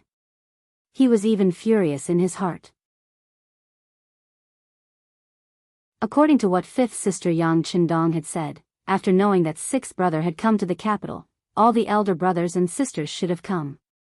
However, eldest brother and second brother were proud of their status. They were elders, and their official ranks were much higher than Yang Chendong's. 6th brother should have been the one to pay them a visit. As for 3rd brother, he was angry. He had worked hard for many years to get an official position, and he was still a 9th rank official. However, his 6th brother was so much younger than him and was already a 9th rank official. This made him lose face. Thus, like eldest brother and second brother, he sent his own son to come as a formality. The elder brothers were like this, but the elder sisters didn't have the intention to use their status. They all had their own reasons and difficulties. Eldest sister Yang Fei was indeed unwell. It had been a while, and it was said that she was much better. However, she didn't want to bring her illness to her younger brother. Thus, she didn't come. As for 3rd sister Yang Jing, 4th sister Yang Mei, and 7th sister Yang Duo, it was because they didn't have a choice. This choice referred to the fact that they didn't have any say in their husbands' families. Moreover, because of the decline of the Yang clan, their status in their husbands' families had plummeted. Now, even though they knew that 6th brother had come to the capital from Jianghu, they still couldn't ask for leave and couldn't come to see him. Eldest brother, second brother, and 3rd brother, whether they wanted to save face or were embarrassed, they didn't come. In any case, Yang Chendong was the youngest. At worst, he could just go and see them. However, the matter of 3rd sister, 4th sister, and 7th sister really made Yang Chendong furious. As a woman, her own younger brother came from thousands of li away, but she didn't even have the freedom to see him. Was she getting married, or being a servant, or being ordered around like an old mother? At this moment, Yang Chendong really wanted to take a gun and kill his way to their door. He wanted to ask those 3 so-called in-laws of the Yang clan what they wanted to do. Were they tired of living? Yang Chendong's expression became very ugly. 5th sister Yang Li quickly shut her mouth. On the other hand, 4th brother Yang was still chattering. Who can be blamed for this? When they were getting married, no one forced them. They were all willing. Especially that Wango that 7th sister wanted to marry. At that time, I was against it. He came from a poor family. Once he gained power, he entered the Hanlin Academy and became a student. However, he was only a 9th rank official. This already showed the authority of the eldest brother. How can such a family be good after marrying over? Also, her mother-in-law, Madame Yen, is famous for being difficult to deal with. But what's the use of me saying it? Would she listen to me? Yang Chendong was still complaining when he suddenly asked in a somewhat angry tone, since you know that seventh sister isn't living well, then as fourth brother, why don't you care? Her parents are no longer here. Who are you waiting for to make the decision? Ah! Yang Chendong's sudden anger stunned everyone in the main hall. The great Ming dynasty was like this. A married daughter was like spilled water. If her life wasn't good in her husband's house, it could only mean that her life wasn't good. How could there be anything for her family to worry about? Even if it was the emperor's younger sister, the princess, after marrying, she had to follow the chicken. There were also many examples of her suffering and suffering. So what if it was the imperial family? He didn't see them do anything about it either. Yang Duo was only the seventh daughter of the Yang family. Now that she married into the Wang family, she was a member of the Wang family and didn't have much to do with the Yang family. How could Yang care about this? These principles were understood by all adults. Even those who were illiterate were clear on this. However, Yang Chendong's questioning tone caused fourth brother Yang Yang's expression to become somewhat displeased. Oh. So you're saying that it's my fault? Big brother and second brother also know about this matter. I don't see them caring about it. Also, if sixth brother can, then you should care about it for me to see. But don't say that I didn't warn you. If you really care about it, once it's reported to the authorities, I'm afraid you won't be able to bear the consequences. At that time, the one who will lose face will only be you. Enough. Since you don't dare to care, then don't say any sarcastic words. Later, sixth brother, I'll go care about it. Yang Chendong said with determination. He was someone from the future. If these rules were reasonable, he would naturally abide by them. But if they weren't, then sorry, to hell with it. Yang Chendong definitely had to care about it. With such strength, if he could ignore his own sister's suffering and couldn't even say a word, then what was the point of having such strength? What was the point of coming to Yang Chendong's body? Wouldn't that be letting down the heavens' favor to him? Sixth brother, you have to be careful. Don't be blinded by anger and do something wrong. Now that father isn't here, if something really happens, I'm afraid no one can help our Yang family. Fifth sister Yang Li and sixth sister Yang Qin both anxiously comforted him. They could see that their sixth brother was really angry this time. Yang Li regretted telling the truth. She thought that her sixth brother was educated and polite, so he should be cautious in doing things. She didn't expect him to have such a reckless personality. If she had known, she wouldn't have said it even if she was beaten to death. It's okay, fifth sister and sixth sister. I know what to do. Although Yang Chendong was a little angry, he wasn't unable to distinguish right from wrong. He knew that his sister was worried about him, so she said such words. Because of Yang Chendong's sudden change in attitude, and even questioned fourth brother Yang, this made everyone's face become a little ugly. Originally, they were going to stay here for lunch, so everyone lost interest and found a reason to leave first. Leaving Yang Chendong alone in the main hall, his expression was very ugly. Young master, what's wrong with you? Is there something that has made you angry? Anger is harmful to the body. You must be open-minded when something happens. Xiao Yin walked in. Just now, it was the Yang family's people who were talking. She was just a maid, so of course, it wasn't good for her to stay there, so she didn't know what happened. It's okay, Yin doesn't need to worry. Yang Chendong suppressed the anger in his heart and said to Xiao Yin with a smile. But then, his tone changed and became extremely cold.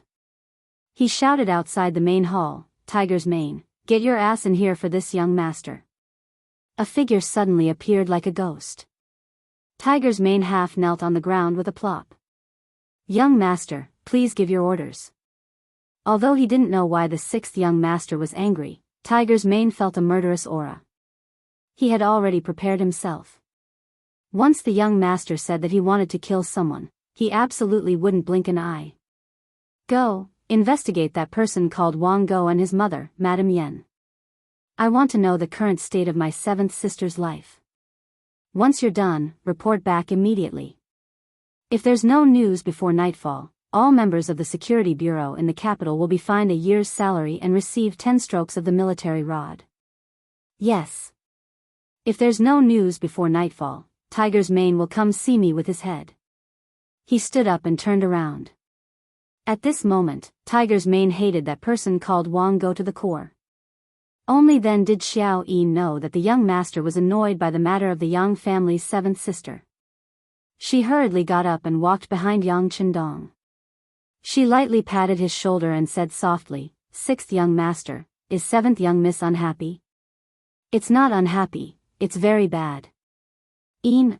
Do you think a woman's life is so bitter that she has to follow her husband's lead after marrying into a man's family, without the slightest bit of opposition? Moreover, she has to share a man with several other women, and she still has to smile happily. Can anyone really do that?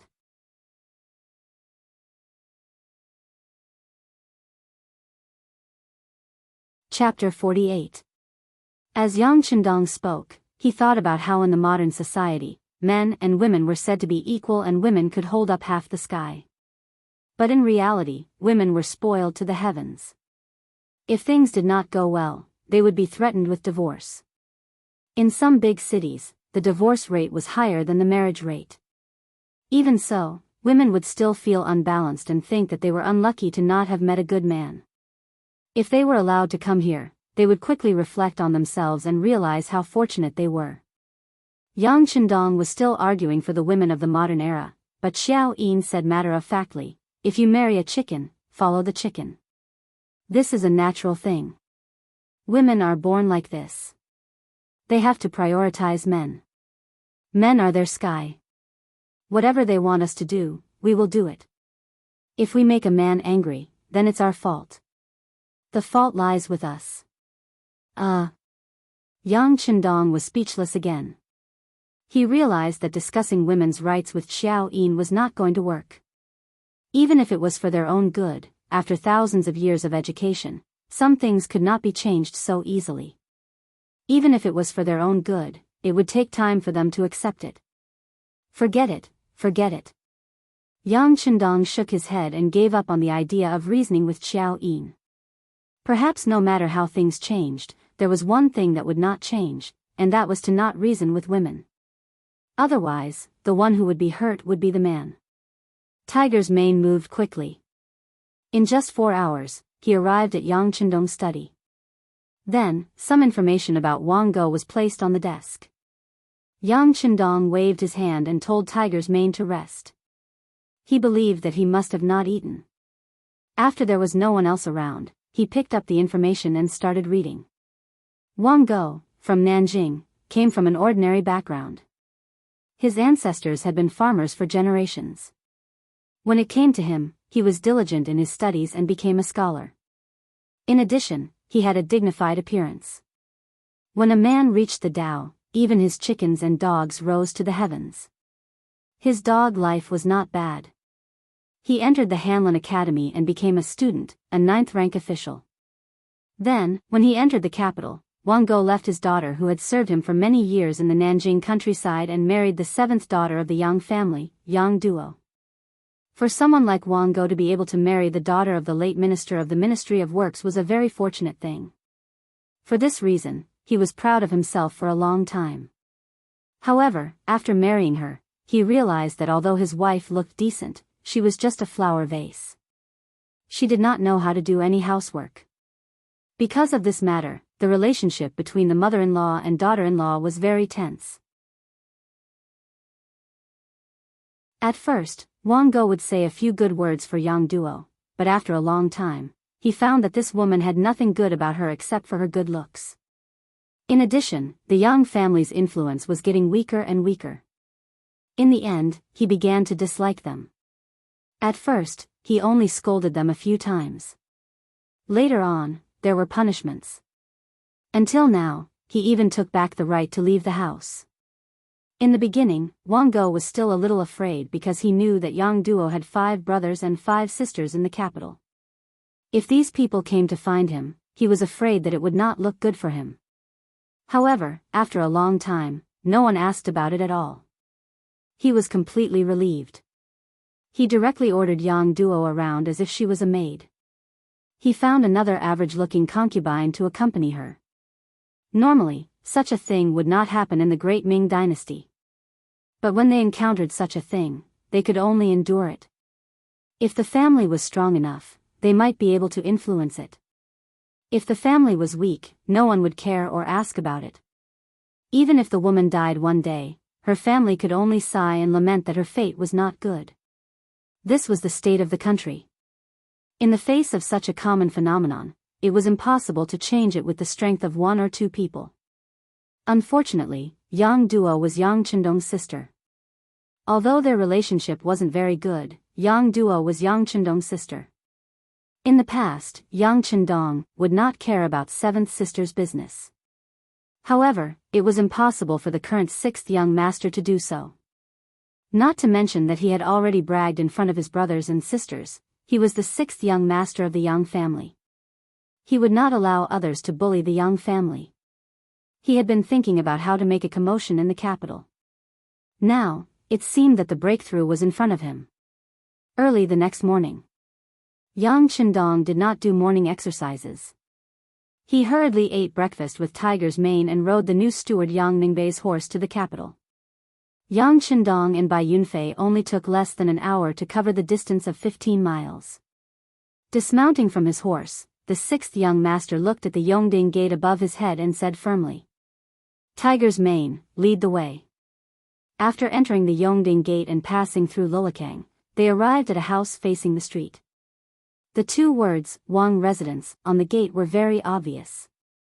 Compared to the small houses next to it, it was like a crane in a flock of chickens. "Young master, this is the place. Should I go and knock on the door?" Tiger's Mane dismounted and walked in front of Yang Chendong to ask for instructions. "What are you knocking for?" "Smash it open." Yang Chendong's eyes were burning with anger. This was the Wang residence where his 7th sister had married, and also Wang Go's residence. Yesterday, Tiger's Mane found out that Wang Go was off work today and was at home. This was the best time to deal with him. Yes.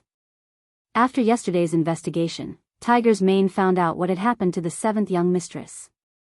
As the saying goes, if the master is humiliated, the servant will die. Of course, he understood the 6th young master's anger. After agreeing, he turned around and arrived in front of the 2 wooden doors. With a light shout, he sent Qi into his dantian. Then, he suddenly pushed his palms forward. The seemingly sturdy door fell to the ground with a loud bang, raising a cloud of dust. Early in the morning, the sudden loud bang attracted the attention of the people on the street. Many pairs of eyes involuntarily looked in this direction. They were confused and did not understand what was going on.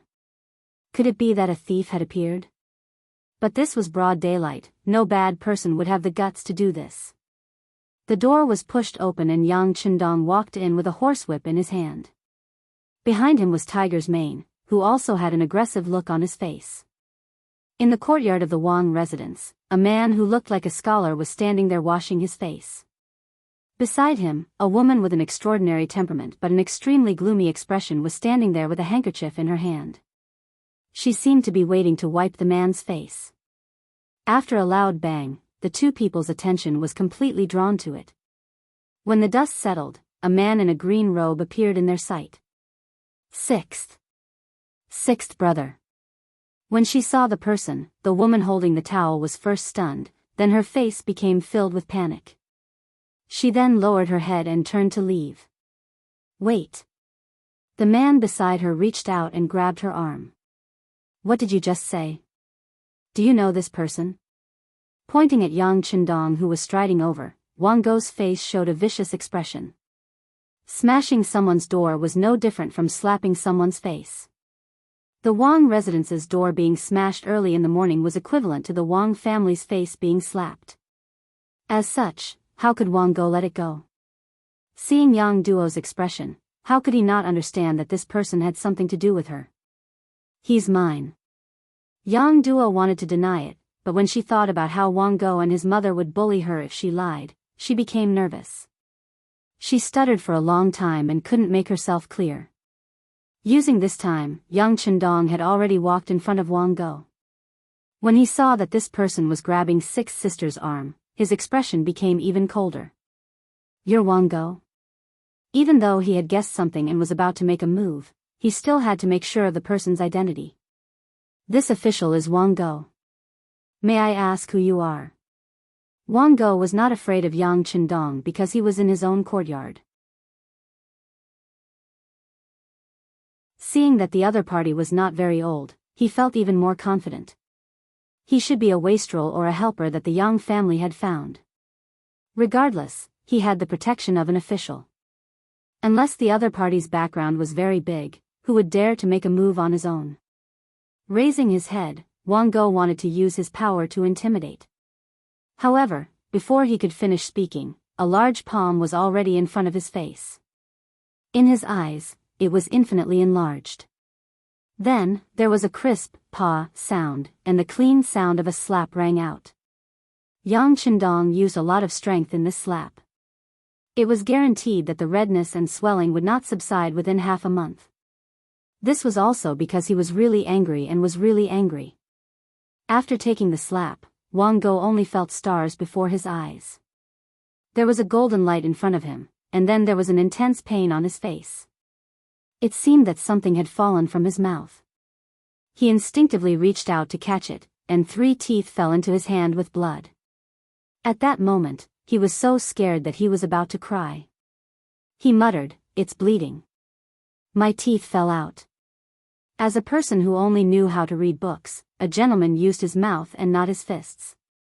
When had he ever seen someone like Yang Chendong, who hit without saying anything?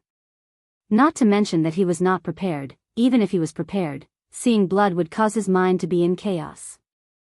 Ah! Seeing her husband being hit by her younger brother, Yang Duo first cried out and covered her mouth. Then, her face turned pale. She went forward and said in panic, "Sixth brother, how can you hurt him? He is an official. Before anyone notices, you should leave quickly." As she spoke, Yang Duo used all her strength to push Yang Chendong's body, wanting him to leave quickly. Who is it? Who dares to cause trouble in the Wang family? A lion's roar suddenly resounded in the courtyard. Then, a fat woman ran out from the backyard. She looked like she could cause the earth to shake just by walking on the ground.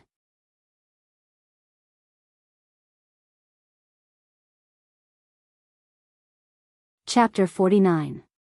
Ah! When the old woman came to the front of the courtyard and saw Wang Go's soulless appearance and the 3 bloody teeth in his hand, she immediately screamed like an ignited firecracker. Then, she revealed a ruthless expression. "Thief, I'll fight it out with you." The old woman had some courage. As she spoke, she bumped her head over. It was clear that she wanted to perish together with the intruders. Scram! Tiger's mane had long been itching for a fight.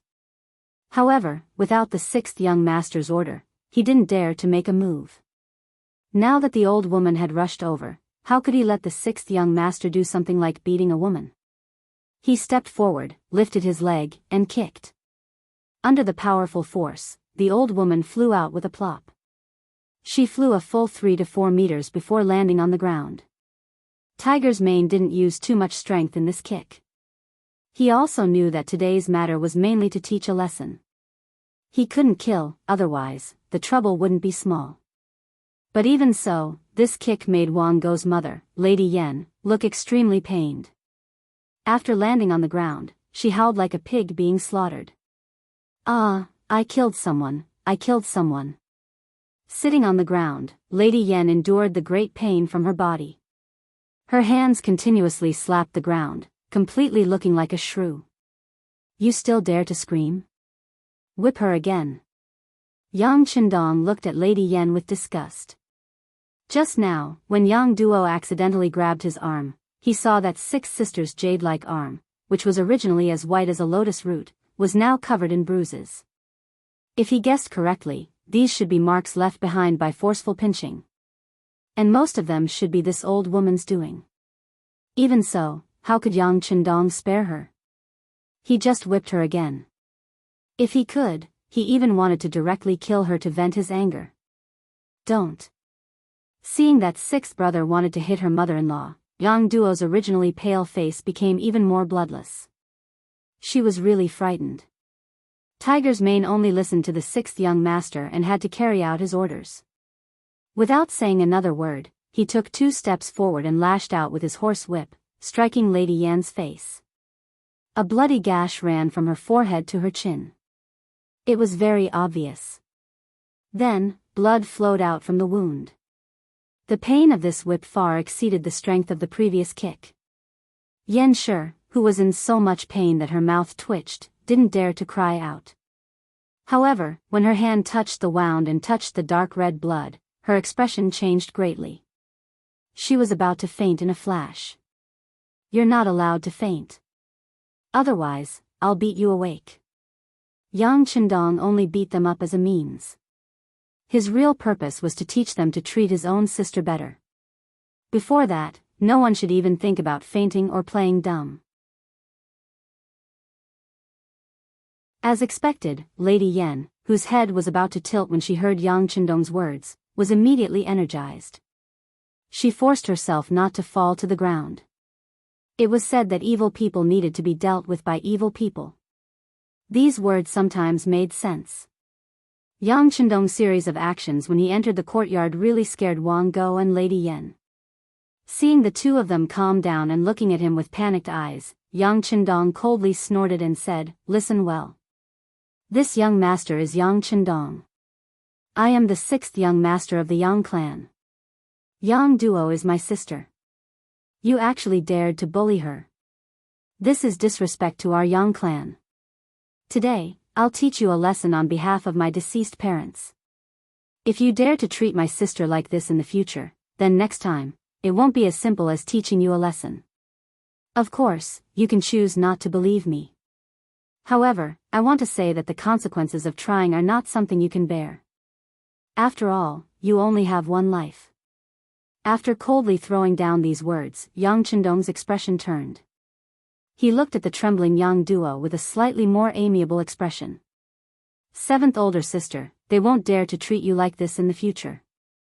Otherwise, younger brother will beat them up again. Also, if 7th older sister doesn't want to live with him anymore, just tell younger brother. I'll have him divorce you." Harmonious separation meant divorce. This meant that both parties were willing. This way, if the woman wanted to marry in the future, her reputation wouldn't be damaged. It was fundamentally different from being a divorced wife. Originally, Yang Chendong wanted to directly take 7th older sister and leave. However, Xiao Yin said last night that a person's path had to be chosen by themselves. No one could make decisions for others. If the 6th young master really wanted to forcefully bring 7th young lady back, it was very likely that he would force a person to death. Yang Chendong didn't doubt the credibility of these words at all. This was because he knew that it was very likely to be the truth. This meant that the choice was in Yang Duo's hands. 6th younger brother. At this moment, Yang Duo's eyes were already filled with tears. For so many years, she had suffered so much and suffered so much, but no one in the Yang family cared about her. She knew that her family must have their own difficulties. After her parents passed away, the Yang family was already unable to protect themselves. Who could stand up for her? Who would stand up for her? But today, 6th younger brother came. Not only did he come, but he also helped her vent her anger. At this moment, she felt so satisfied and happy. At this point, even if she died immediately, it would be worth it. At the same time, she was also very worried that 6th younger brother would be involved in a lawsuit because of this matter. After all, Wang Go was also an official. Once reported, he would definitely be held responsible. Perhaps if she stayed and apologized properly, the Wang family would be less angry and 6th younger brother would be less guilty. Therefore, she couldn't leave. Not only could she not leave, but she also had to persuade Yang Qindong to leave quickly. With such a big commotion here, the people from the 5 cities warden's office should be here soon. At that time, if she was caught, she wouldn't be able to leave even if she wanted to. At this moment, Yang Duo made a decision and said with incomparable certainty, "Sixth elder brother, you should leave quickly. Seventh elder sister thanks you for helping me vent my anger and letting me know that I am still a young family member. But you really caused trouble by hitting people. Leave quickly, leave this place." With father's connections in the past, he might be able to give you a lighter sentence. Yang Duo's words were sincere. At this time, she was still thinking about Yang Qindong, which made him very touched. "It's okay, seventh elder sister, don't worry. If they want to sue, then let them. I will be fine. You have to believe in your sixth younger brother. Also, I will send people here to gather information. If something happens to seventh elder sister, I will let everyone in the Wang family die with her. At that time, your sixth younger brother will really be doomed. If you want this result, then go ahead and seek death. Otherwise, stay here and your days will get better." Yang Qindong was very worried that seventh elder sister would do something that she would regret after he left, so he could only use this reason to threaten her. He believed that if he said this, even if it was for him, seventh elder sister would choose to live first and see the situation first. Hearing her sixth younger brother say that if something happened to her, the Wang family would be buried with her, at this moment, she really believed it. She only felt that after not seeing him for a few years, her sixth younger brother had completely changed. He had changed so much that she couldn't recognize him. Naturally, she couldn't tell if he was lying to her. But what if it was true? She didn't dare to try. The consequences would be that after she died, she wouldn't be able to live peacefully and wouldn't be able to see her parents in the underworld. Yang Duo hesitated. Yang Qindong saw this and felt confident. He knew that his seventh elder sister wouldn't do anything stupid. He immediately smiled and said, "Okay, seventh elder sister, sixth younger brother still has things to do. See you later." After speaking, Yang Qindong didn't look at Wang Go and Lady Yen who were still stunned on the ground. He just turned around and walked out with Tiger's mane. He believed that the two of them must have heard his words. Before they took him down, they wouldn't have the courage to make a move on seventh elder sister because the consequences were not something they could bear. After beating them up and sending out the warning, Yang Qindong felt a burst of relief. After leaving the Wang residence, he saw the people of the 5 cities warden's office in the distance. They were wearing mandarin duck jackets and rushing over. He first snorted and then said to Tiger's mane, "Immediately return to the Yang family village and do as the young master instructed. Young master, rest assured. Young master, be careful." Tiger's mane promised and got on his horse and left first. Yang Qindong was left standing by his horse, waiting for the people of the 5 cities warden's office to come to his side and surround him. However, what was unknown to everyone was that the captain of the first group of guards, Chiu V, was watching from a distance with his 9 brothers. It was guaranteed that if anyone tried to harm the 6th young master, they would quickly take action and stabilize the situation. "The people in the courtyard were injured by you. What is your identity? What do you do? What is your name?" The leader of the group, Shao Qi, glanced at the situation in the courtyard and asked Yang Qindong with a serious expression. "Stop talking nonsense. Tell this young master where the drum of hearing is." Yang Qindong ignored Shao Qi's question and said in a rhetorical tone. "Drum of hearing? What do you want to do?" Shao Qi was puzzled. The drum of hearing was a drum that was hung outside the imperial court during the feudal era in China. It was used for people who had grievances or urgent cases to beat the drum and report to the court. Zhu Yuanzhang, the founder of the Ming dynasty, also set up the drum of hearing and assigned people to manage it. Once there was a grievance, the emperor would personally handle it. If any officials tried to stop the grievances, they would be severely punished. Yang Qindong asking where the drum of hearing was clearly an important matter. How could a mere Shao Qi dare to stop him? "What do I want to do?" Do you think you have the right to ask? Let me tell you, hurry up and lead the way. Otherwise, the consequences are not something you can bear. Yang Chendong's calm and confident expression frightened Shao Qi. Okay, I'll bring you there. Although Shao Qi didn't understand the situation, he knew that if the person in front of him really wanted to beat the drum of hearing, he really couldn't stop him. Otherwise, not only him, but his entire family would be in trouble. After weighing the pros and cons, Shao Qi thought that Yang Chendong was already in his grasp and couldn't escape. Since that was the case, there was no harm in following him to take a look. Thus, he led the way. The soldiers of the 5 cities' warden's office stood on both sides of Yang Chendong, as if they were protecting him and preventing him from escaping.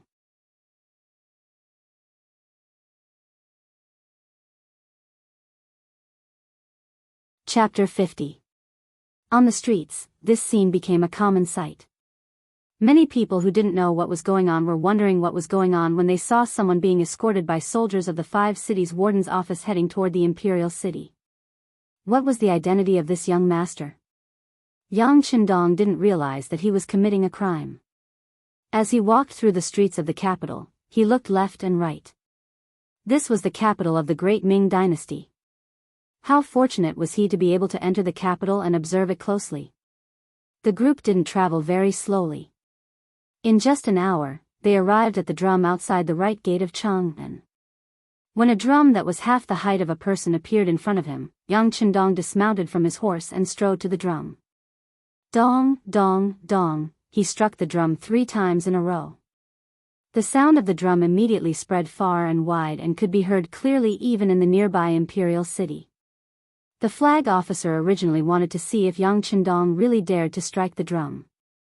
Unexpectedly, the other party didn't even hesitate before striking the drum.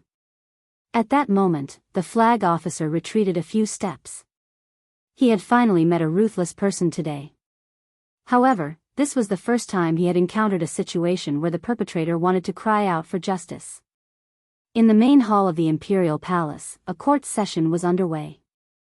The Minister of War, Kuang Yi, was reporting on the case of Deng Maoqi's rebellion in Fujian. Reporting to Your Majesty, Deng Maoqi calls himself the flattening king, and has already conquered more than 20 counties in Fujian. Most of the government's vaults have been plundered, and everything inside has been looted. Currently, he is planning to move towards Zhejiang. This subject is certain that Your Majesty will send out an order to suppress the bandits. As the Minister of War, he hadn't been in a good mood recently.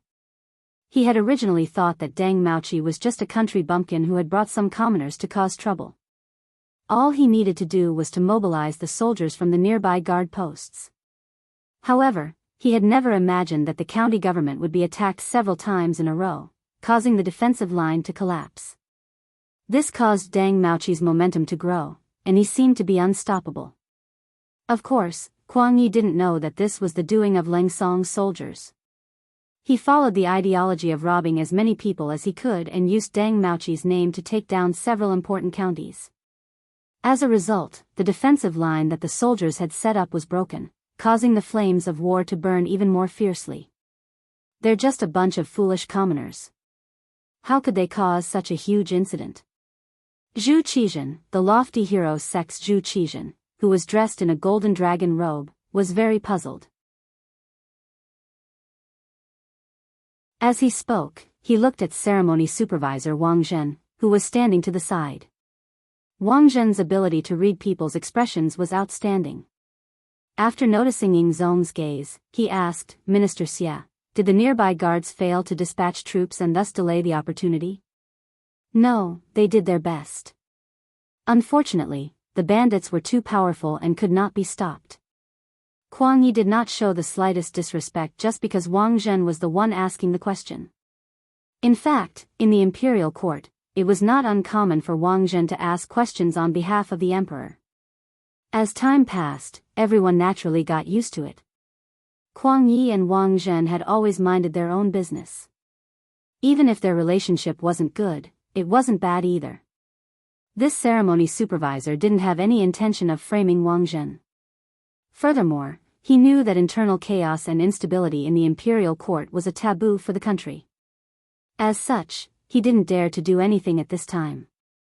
He turned around and looked at Ingzong, Emperor. The foolish commoners have been tempted and don't believe in the emperor's authority. In my opinion, we should send troops to suppress the bandits. Good. Since Sir also has the same idea, send Censor Zhang Kai, Marquis Ning Yang Chen Mao, Liang Kuei, Qin Yu, and the others to lead 20,000 soldiers from the capital and 27,000 soldiers from Jiangsu and Zhejiang. Use the Mongolian and Hui elites to suppress them. Ingzong trusted Wang Zhen. Since he had said so, he didn't hesitate and sent out an imperial edict. The emperor is wise. Seeing that Ingzong had decided to send troops, all the officials knelt on the ground and praised him. Logically speaking, since things had reached this stage, Ingzong should have shown that he was a wise emperor and said, "Everyone is happy." In reality, he was about to say that, but suddenly, 3 drum beats rang out. Even after entering the imperial court, they could still hear it clearly. This is the drum beating. Some of the more knowledgeable officials immediately recognized the origin of the sound. Everyone knew that there had to be something important to beat the drum to hear the drum. As such, they hadn't heard the sound of the drum for many years. However, today, it suddenly rang out, causing everyone's expression to tremble. They all wondered if something big had happened. Could it be that there was a rebellion? The officials all had faces of worry and panic. Only Ingzong's face was filled with joy. He had been the emperor for 13 years and had seen all kinds of things in the imperial court. However, this was the first time he had heard the sound of the drum. He couldn't help but be interested. "Teacher, quickly send someone to see who is beating the drum. Bring that person over for me to see." Since the emperor had spoken, Wang Zhen didn't dare to disobey. He gave a look to one of his eunuchs, and someone immediately rushed over. The pitiful group of old officials were still kneeling on the ground. Without an imperial decree, they didn't dare to stand up. In front of the drum beating, the 5 cities' warden's office and the embroidered uniform guards had surrounded Yang Chendong, who was wearing a long blue robe. The only difference was that Yang Chendong, who was surrounded, had a relaxed expression. From time to time, he would reach out to touch the edge of the drum beating, as if he wanted to see what material it was made of. On the other hand, the soldiers surrounding him were all very nervous. Town supervisor Hu Changning was among the crowd. It was also a coincidence that he was on duty today. Originally, his attention was focused on the imperial court because no one knew what might happen. Perhaps some blind official would anger the emperor and be dragged out. At that time, the embroidered uniform guards would have to do the work.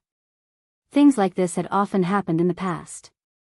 Today, it was the complete opposite. Things didn't happen in the imperial palace, but in front of the drum beating. As soon as he heard the sound of the drum, he secretly knew that something bad had happened. He quickly rushed over with a few of his subordinates. Among them were the 2 subordinates that he had brought to Jianghu last time. At this time, the 2 of them had already recognized Yang Chendong. Their faces were full of admiration. Although they didn't say anything, it was clear from their eyes that they admired the 6th young master's courage. Yang Chendong naturally recognized Hu Changning and the others. He immediately thought of a plan. Today's matter was destined to be of great merit. Since it was a favor at no cost, of course it would be best to give it to someone who was full of goodwill. "Lord Hu, this official greets you." Yang Chendong stepped forward and cupped his hands in greeting in front of Hu Changning. "Governor Yang Chendong greets you." Hu Changning couldn't figure out what Yang Chendong wanted to do. Could it be that he knew that he had caused trouble and wanted to worm his way into being friends? He had just heard from the flag officer of the 5 cities warden's office that this person was so daring that he went to Wang Go's house in broad daylight and beat him up.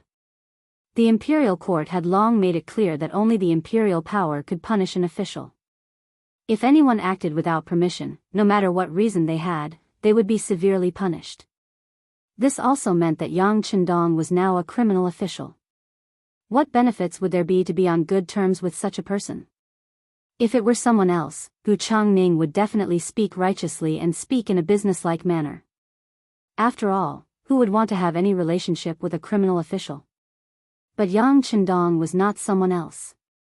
Others might not know his daughter's thoughts, but how could Hu Changning not know? If Hu Yan knew that the sixth young master had appeared in front of her father, but her father had ignored him and sent him to the imperial prison according to official business, who knew how long she would ignore him? If that was the case, then the gains would not make up for the losses. Of course, the most important thing was that Hu Changning did not think that Yang Chendong would do such a reckless thing. The two of them had interacted before, and the feeling that this person gave him was definitely not as impetuous as other young people. Now that Yang Chendong had taken the initiative to greet him, he also wanted to know what had happened. At the very least, if he could help, he would reach out to help. Even if it was out of respect for the old Yang Rong, this was something that should be done. Governor Yang, do you know that you have committed a serious crime today? First, you beat up an official of the imperial court, and then you beat the drum. What exactly do you want to do? When the two of them walked together, Hu Changning lowered his voice and questioned with a displeased expression. Lord Hu, everything is wrongly accused. Yang Chendong's expression was one of crying injustice, as if he was the victim. What exactly is going on? Speak truthfully. Hu Changning was also deceived by this expression. Of course, this was because he still did not understand the sixth young master. Once he interacted with him more in the future, he would understand what kind of person this person was. In the future, when he worked with him, he would be more careful. Yes, I do not dare to deceive Lord Hu. The matter is like this. Yang Chendong's honest appearance was somewhat pitiful. This lowly official arrived at the capital yesterday and went directly to the Yang family manor 15 li south of the city. As soon as I entered the manor, I did not care about the fatigue of the carriage and immediately went to the manor. When I saw this auspicious event, I could not help but want to report it to His Majesty and the imperial court. However, because the city gates were already closed, I could not enter, so I had no choice but to stay in the manor and wait for daybreak. As such, I tossed and turned all night, unable to sleep. As soon as the sun rose, I rode into the city. As he spoke, Yang Chendong's body swayed, as if he really did not have a good rest. As he fell, he was leaning towards Hu Zhangning's side. The honest lord Hu reflexively reached out his hand to support him, and caught him in the act. Leaning on Hu Changning's shoulder, Yang Chendong acted as if he was feeling better and continued. After entering the city, this lowly official realized that as a mere 9th-level official, how could I have the opportunity to meet His Majesty? While thinking with furrowed brows, I unknowingly arrived outside Lulakang. Coincidentally, I saw 7th sister here. I originally wanted to go forward and ask where the drum of hearing was. This was probably the only way for this lowly official to meet His Majesty. Who would have thought that my 7th brother-in-law would not ask about right and wrong and indiscriminately try to remove me from my post? If it was any other time, this lowly official would have tolerated it. Who told him to be my 7th brother-in-law? However, when I remembered that I still had an important matter to report to the emperor, in a moment of desperation, I pushed Wang Go with the back of my hand. Unexpectedly, his body was actually so weak that he fell after being pushed by me. In his anger and shame, he wanted to fight me with his life. At that time, his eyes were all red. This lowly official saw that he had clearly gone mad and slapped him, wanting to wake him up. However, who would have thought that Wang Go's mother would arrive at the same time and misunderstand this lowly official and try to fight me with her? Her eyes were also red. In order to protect this lowly official's servant raised his hand and gave her a horsewhip, waking her up.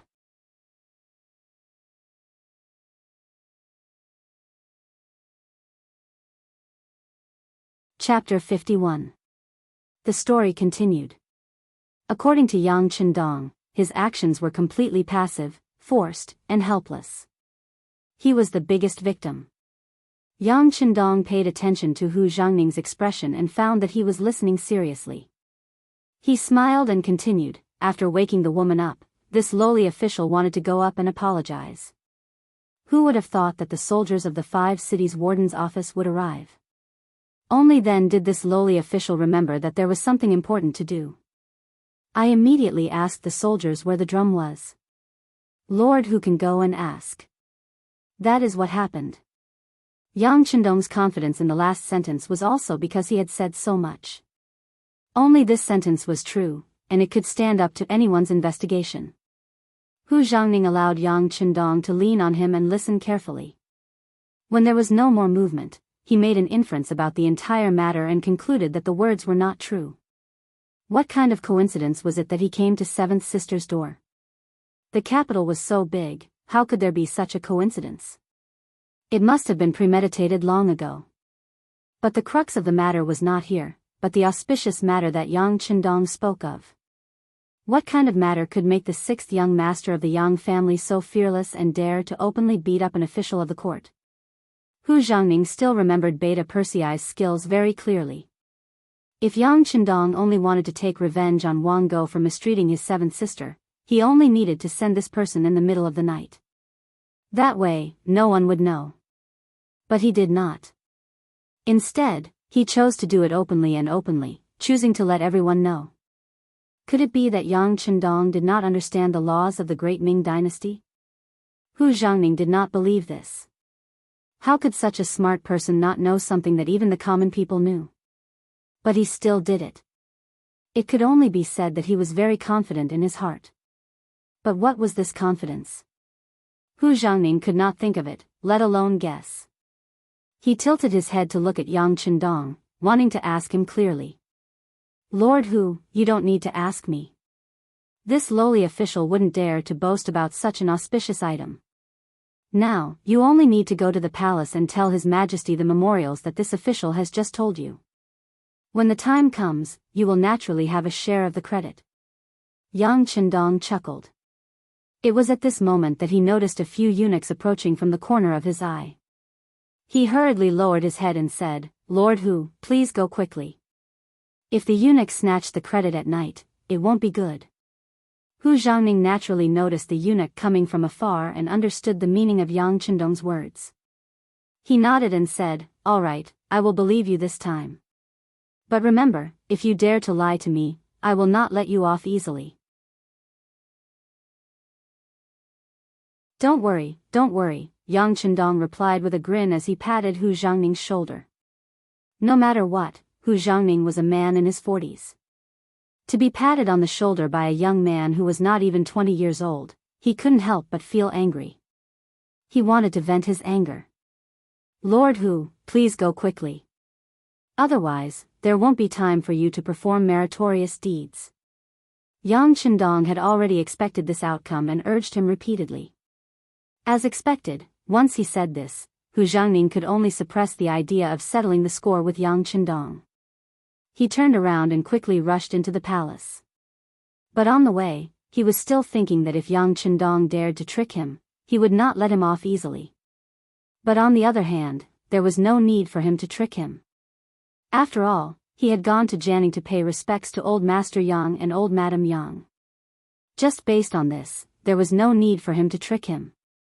Before the beating of the drum, Hu Jiangning had just left when 3 eunuchs came over. The leader of the eunuchs held a horsetail whisk in his hand, his face pale. Before the eunuchs could steady themselves, a hoarse voice sounded. Who beat the drum? In reply to eunuch, it was this official, Governor Yang Chendong of Jiangning Prefecture. Although he was unwilling, the 6th young master still bowed slightly, cupped his hands, and bowed. Then, he straightened his back.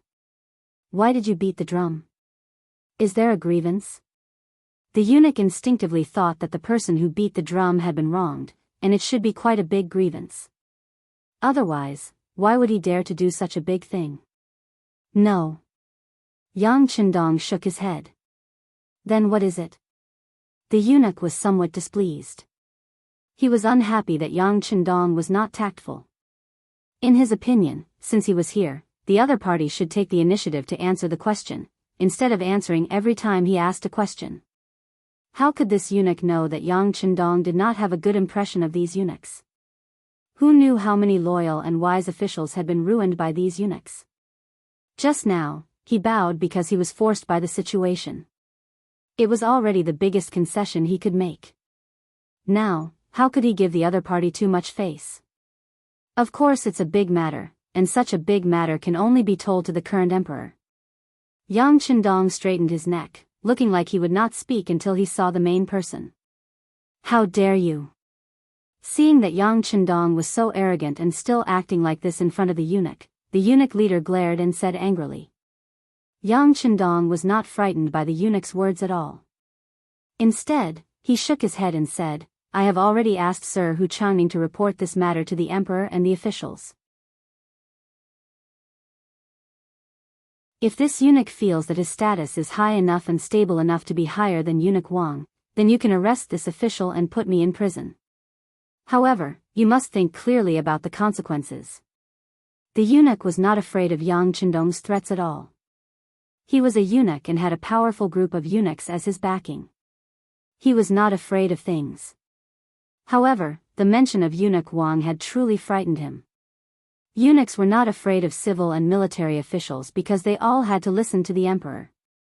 However, they were afraid of eunuchs. This was because the methods of these eunuchs could often get things done without imperial authority. This was what made them terrifying. Moreover, the surname Wang was a common surname. There were countless eunuch Wangs in the palace. If one of them was in power, wouldn't he be at a disadvantage? Thinking that it was better to be safe than sorry, the eunuch spoke with some caution. May I know who this Eunuch Wang you are talking about is? Of course it's Eunuch Wang of the Ceremony Directorate. Yang Qindong knew that the eunuch would ask this question and had been waiting for it. When he spoke of this, he did not even pant. After all, Yang Qindong still had 20% of Wang Zhen's shares in the company. That was a lot of money. As long as he used his name, it should be fine. A person's reputation was like the shadow of a tree. When Wang Zhen's name was reported, the eunuch's expression changed as he suddenly thought of something. What did this official say you were called? This official is Yang Qindong, governor of Jianghu Prefecture. Oh, so it's 6th young master. So it's official Yang. Sorry for the disrespect. In the blink of an eye, the eunuch's expression changed again and again. He went from being furious to smiling like a flower.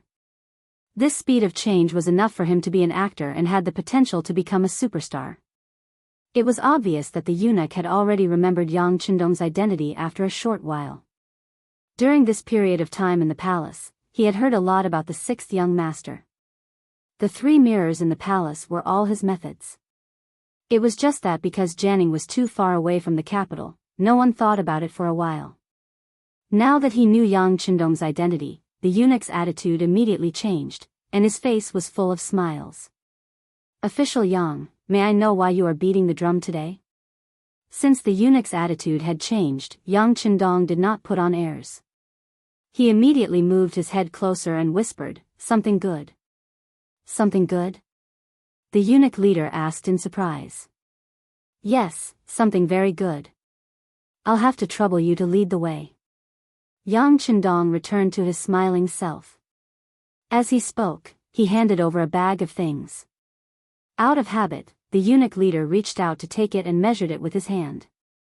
However, he felt that it was not heavy at all. His face could not help but tense up again. If it was not silver, then what was it? Before the eunuch leader could ask anything, Yang Qindong took the initiative to say, this is called a diaper. It can be used to clean the crotch area and ensure that no foreign matter will come out at any time. Oh yes, this is a one-time use item. It won't be used for long. If you need it in the future, you can send someone to get it from me. But may I know your name? Hearing that it was a cleansing item, the eunuch leader was first shocked, then delighted. It was not for any other reason. It was because eunuchs did not have that thing. It was often difficult for them to resist the urge to defecate and a strange smell would come out.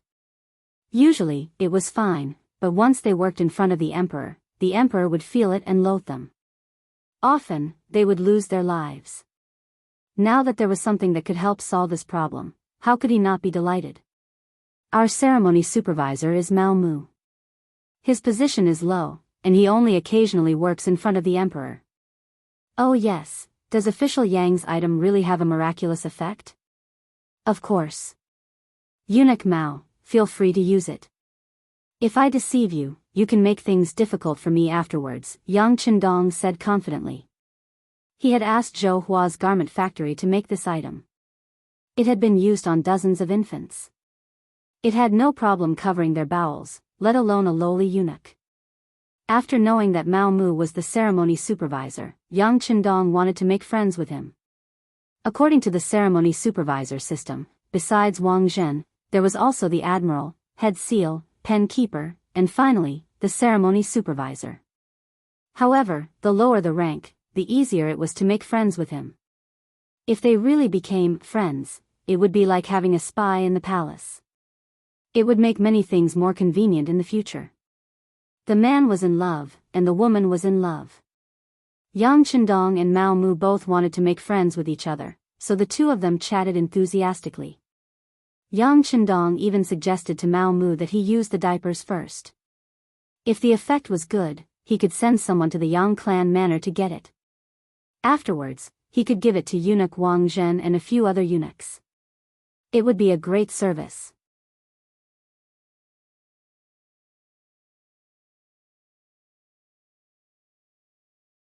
Chapter 52.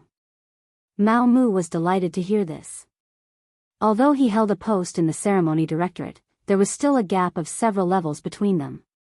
Wang Zhen was such a lofty figure that it was not up to him to offer filial piety. Even if he had the chance, he would not be able to offer anything good. But with Yang Qindong's support, things were completely different. With this good thing, currying favor and improving their relationship was just a matter of minutes. It only took a short while for them to go from being unhappy to now being as close as one. At this moment, Mao Mu was pulling Yang Qindong toward the imperial palace. In the imperial court, Hu Zhangning was kneeling on the ground, repeating Yang Qindong's words. Governor Yang said that he accidentally came to Lulakang and coincidentally saw a seventh sister of his family here. He wanted to ask where the drum of hearing was and use this method to meet His Majesty. But who would have thought that his seventh brother-in-law would not ask about right and wrong, and indiscriminately beat him up? Governor Yang had no choice but to retaliate. Hu Zhangning was still speaking, but the faces of all the officials in the imperial court were filled with discomfort. What coincidence! What coincidence! That was only enough to fool a 3-year-old child. Which of the people standing here was not a shrewd person? Who did not know the secret behind this? Thinking about how Yang Qindong had only been in the capital for 2 days, on his first day in the capital, he had actually beaten up an official. Speaking of which, he was truly a strange person. It would not be an exaggeration to say that he was young and frivolous. At this time, the officials had already stood up. They stood there holding back their laughter as they listened to Hu Zhangning's absurd story. Almost everyone knew that all of this was done intentionally by Yang Qindong. But there was only one person who listened with great interest, Zhu Qizhen of the Ying sect. He was only a young man who had just turned 20 years old. He was able to become the current emperor not because of his great ability, but because of his good fortune. He had a good father and a good family background. That was why he was able to inherit all of this, including the emperor's throne. How much experience did he have? Zhu Qizhen, who rarely left the palace, was not much different from a child. What he knew was only what the officials said. In the past, it was all about the world being peaceful, the people being in good health, and cheering loudly. Or, there were foolish people who rebelled under the influence of bad people, but as long as the imperial army arrived, it would be instantly quelled, and the people could once again live a happy life. Occasionally, some officials would be sentenced to prison for their crimes, but it was only written in writing. It didn't matter whether it was read or heard, it didn't arouse any interest. How could it be as interesting as Hu Zhangning said? Yang Qindong was a master storyteller. The story of him beating up seventh brother-in-law seemed to have become a wonderful story after being told by him. It was just that he was the good guy and Wang Go was the bad guy. Ying Zong, who was sitting on the dragon throne, couldn't help but nod his head. Even after Hu Zhangning closed his mouth, he still asked, "Beloved Minister Hu, what's next?" Hu Hu Xiangning's mouth was dry and his tongue was dry. He had just stopped talking when the emperor suddenly asked this question. I asked you what's next. What happened to that Wang Go and his mother? Did they fight with Magistrate Yang again? Hurry up and tell me. Ying Zong asked with great interest. When these words were said, the officials were silent. They only remembered now that their emperor was not very old and was at the age where he liked to play. Hu Xiangning, who was kneeling on the ground, was first confused by this question. Then he heard a light cough. He couldn't be more familiar with it and knew that it was his father, Hu Kuang, reminding him. He immediately kowtowed to the ground and said, replying to the emperor, Magistrate Yang was concerned about this matter and did not tangle with Wang Go's family. Instead, he used the arrival of the 5 cities warden's office to ask where the drums were. Then, the sound of the drums was heard. That's it? Ying Zong clearly didn't like this kind of ending. However, when he noticed that the other officials, including his teacher, Wang Zhen, all had stupefied expressions, he remembered that this was the imperial court and not his teacher telling him a story in private. He straightened his body and said, Magistrate Yang wanted to present a sign of good fortune. For this, he did not care about the fatigue of traveling. His actions are praiseworthy. As for the matter of accidentally entering Wang Go's family, it is indeed a matter of fate. I don't think there is any need to look into it. The emperor is wise. Immediately, the crowd kneeled on the ground again and shouted, Long live the emperor. Who was Wang Go? Probably not many people in the imperial court knew. Although Yang Chendong was also young, his name was already well known. Last time, Wang Zhen had even said good things about him. Furthermore, he had been recommended by the Minister of Personnel, Wang Ji. How many people didn't know about him? Not to mention, the reason why Yang Chendong dared to sound the drums was probably because something good was going to happen. At this time, who would argue with the 6th young master? Most of them were interested in the so-called good fortune. If a small Hanlin Academy official was beaten, then so be it. Fortunately, it was an official beating an official and not a commoner beating an official. This was not considered a slap to the faces of the officials. Seeing the crowd praise the emperor, Ying Zong's mood was also good. He continued, beloved official who has done a meritorious service by investigating the situation and should be rewarded. When Magistrate Yang enters the main hall and speaks of the good fortune, he will be rewarded. Come, summon Yang Chendong into the main hall. The emperor is wise. Thank you, your majesty. Hu Changning kowtowed again. He was very happy. This Yang Chendong did not trick him. When he said that he had done a meritorious service, he had done a meritorious service. The emperor gave a decree that he wanted to see Yang Chendong in person and see what the so-called good fortune was. The officials were all waiting with their eyes down and nose down, waiting for the appearance of the 6th young master of the Yang clan. They wanted to see what the good fortune was and what the person who wrote those wonderful stories looked like. A eunuch went out to spread the news that Mao Mu was accompanying Yang Chendong outside the main hall. When he heard that the emperor wanted to see him, he immediately cupped his fist and said with a smile, Congratulations, official Yang. Eunuch Mao is too polite. Congratulations, congratulations. After this matter, I also welcome eunuch Mao to visit the Yang clan manor. Yang Chendong also cupped his fist and returned the greeting. Of course, of course. In the future, there will be many places to disturb official Yang. Ha ha ha. There was silence in the imperial court. Several ministers and important officials were standing there with their eyes closed. Only a few young officials who could not remain calm would look out of the main hall from time to time. Just from this point, it could be seen that compared to calming one's qi, ginger was spicier. He's coming, he's coming. About half a cup of tea's time later, a young man wearing a long robe was led into the main hall by a young eunuch. He was tall and slender, and his face was as bright as the moon. His every movement was filled with confidence, and he did not seem to be nervous because he was entering the main hall of the imperial palace. Of course, it would be a lie to say that he was not nervous. No matter what, this was Yang Chendong's first time entering the imperial palace. However, he adjusted his breathing very well, so that his face maintained a calm appearance that others would think it was. After entering the hall, he strode forward. When he was 20 steps away from the throne, he stood still. Then, he knelt on the ground and said, "Governor Yang Qindong of Jianghu Prefecture pays his respects to the Emperor. Long live the Emperor. Minister Yang, please rise." Ingzong's face was full of curiosity. He had read the legend of the Condor heroes, Shao Li's flying dagger, and the smiling, proud wanderer. He was attracted by the wonderful content, and now that he finally saw the author, he could not help but be curious. Yang Qindong said, "Thank you, Your Majesty." Then, he stood up and looked at Zhu Qizhen, who was sitting on the dragon throne. He felt that Zhu Qizhen was young and a bit handsome. Of course, compared to being handsome, Yang Qindong felt that Zhu Qizhen's appearance was better. "You are Yang Qindong? Are you the one who struck the drum?" Ingzong asked with interest.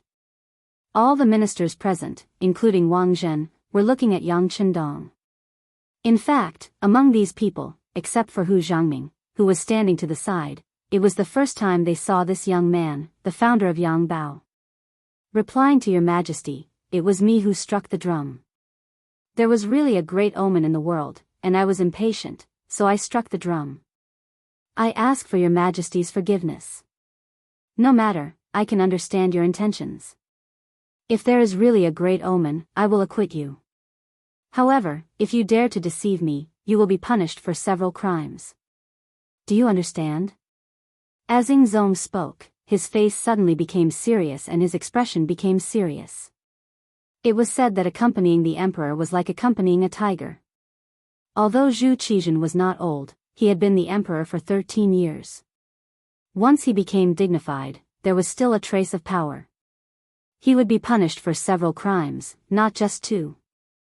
It could be seen that Ingzong had included the matter of Yang Qindong beating Wang Go and his mother. It could be seen that Zhu Qizhen was not muddle-headed. It was just that he did not want to think about some things. "I understand. Please allow me to report." Yang Qindong did not feel the slightest bit of fear because of the emperor's words, because what he was about to report was indeed an auspicious omen. Its influence could even be passed down through the ages, could shock the world, and would benefit millions of people. With so much influence and use, Yang Qindong was naturally full of confidence. "Good, beloved Minister Yang, please speak." "This emperor and the other ministers are all listening," Ingzong nodded, looking like he was all ears. At this time, not only Zhu Qizhen, but all of the civil and military officials in the court pricked up their ears. They all wanted to hear if this matter that was caused by striking the drum was really a great omen or if it was just an excuse to tease the officials. Feeling the atmosphere in the court was too tense, Yang Qindong's lips curled up. He did not go straight to the main topic, but cupped his hands and said, "Your Majesty, before I report this matter, I wonder if I can ask the officials a few questions?" "Oh. Is this related?" Ingzong was still waiting to hear about the auspicious omen.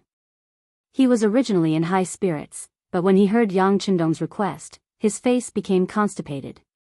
"It is related, it is greatly related," Yang Qindong replied.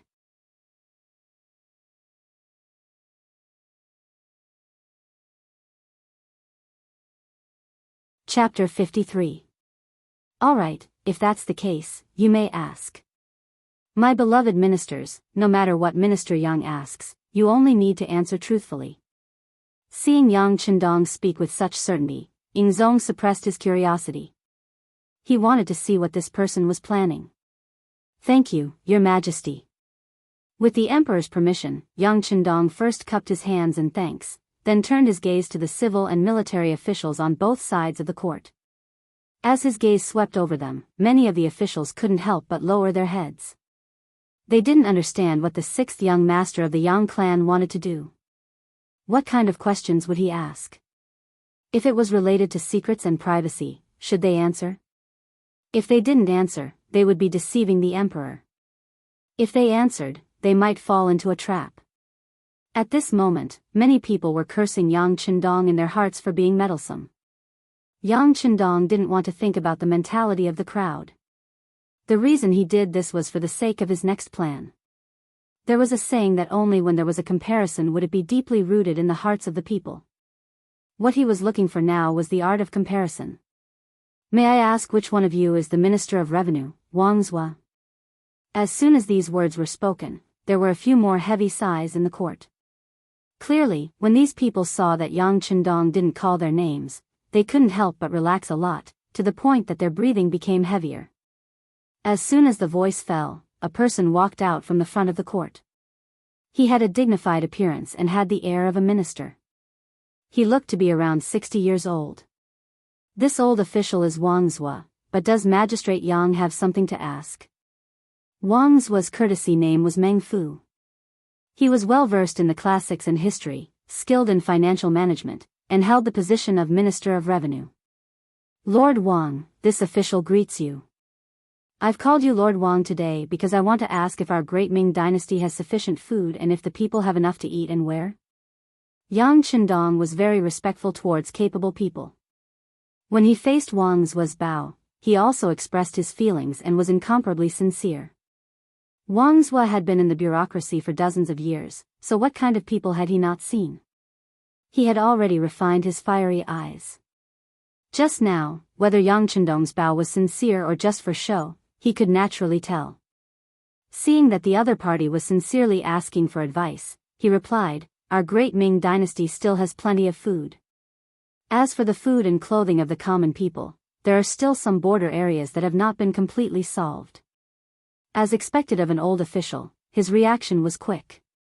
It was obvious that they did not have enough food, but they said it in such a euphemistic way, using the difference in area as an answer. In this way, even if Yang Chendong were to say that there were people who didn't have enough to eat, he would have something to refute and would not be completely powerless to fight back. Yang Chendong did not comment on Wang Zhua's mature words. This was originally not the main point, so he continued to ask, "I would like to ask official Wang again, why is it that our great Ming emperor is wise and his subjects are dedicated, yet there are still people who do not have enough to eat in such a time of prosperity?" Governor Yang, watch your words and actions. Don't stray from the topic. The Minister of Rights, Hu Shao, had not spoken, but at this time, he suddenly reminded Yang Chendong that his words were a bit too extreme. This was not because Hu Shao wanted to make things difficult for Yang Chendong. On the contrary, he was helping him. No matter what, because of him, Hu Changming had meritorious service. Based on this point, he had to express his gratitude. "Thank you for your reminder, official. This official will pay attention." Yang Chendong did not know who Hu Shao was, nor did he know who he was. However, from the other party's words, he could feel a trace of goodwill, so he immediately cupped his hands and thanked him. Then, when he looked at Wang Zhua, he changed the topic and asked, "Official Wang, how much farmland does our great Ming dynasty have, and how many people do we have? How much land can be produced per mu, and how many people can it support?" This question was directly related to the foundation of the country, so Wang Zhua naturally would not answer lightly. However, there were some questions that he could still answer. The ratio of land to population is slightly lacking. The average yield of land per mu is about 2 stones. If there is a good harvest, the people will naturally not have to worry about food. However, if there is a disaster year, there will be a bit of a shortage. Wang Zhua's answer was reasonable and pointed directly at the heavens. What he meant was that the people relied on the heavens for food. If the weather was good, the country would be prosperous and the people would be at peace. On the other hand, if there was a problem, it would not be with the people, but with the heavens. Yes, no one can grasp the temper of the heavens. No one can predict whether the weather will be good or bad. For a time, the officials below suddenly began to discuss. They seemed to be sighing about something, but in fact, they were using this to tell Yang Chendong that the temper of the heavens was not something that could be controlled by anyone. Therefore, it was reasonable that there was a shortage of food. While the people below were discussing, even Zhu Qizhen, who was sitting high on the dragon throne, nodded in agreement. This wasn't the first time he had heard such talk, and he also thought it was reasonable.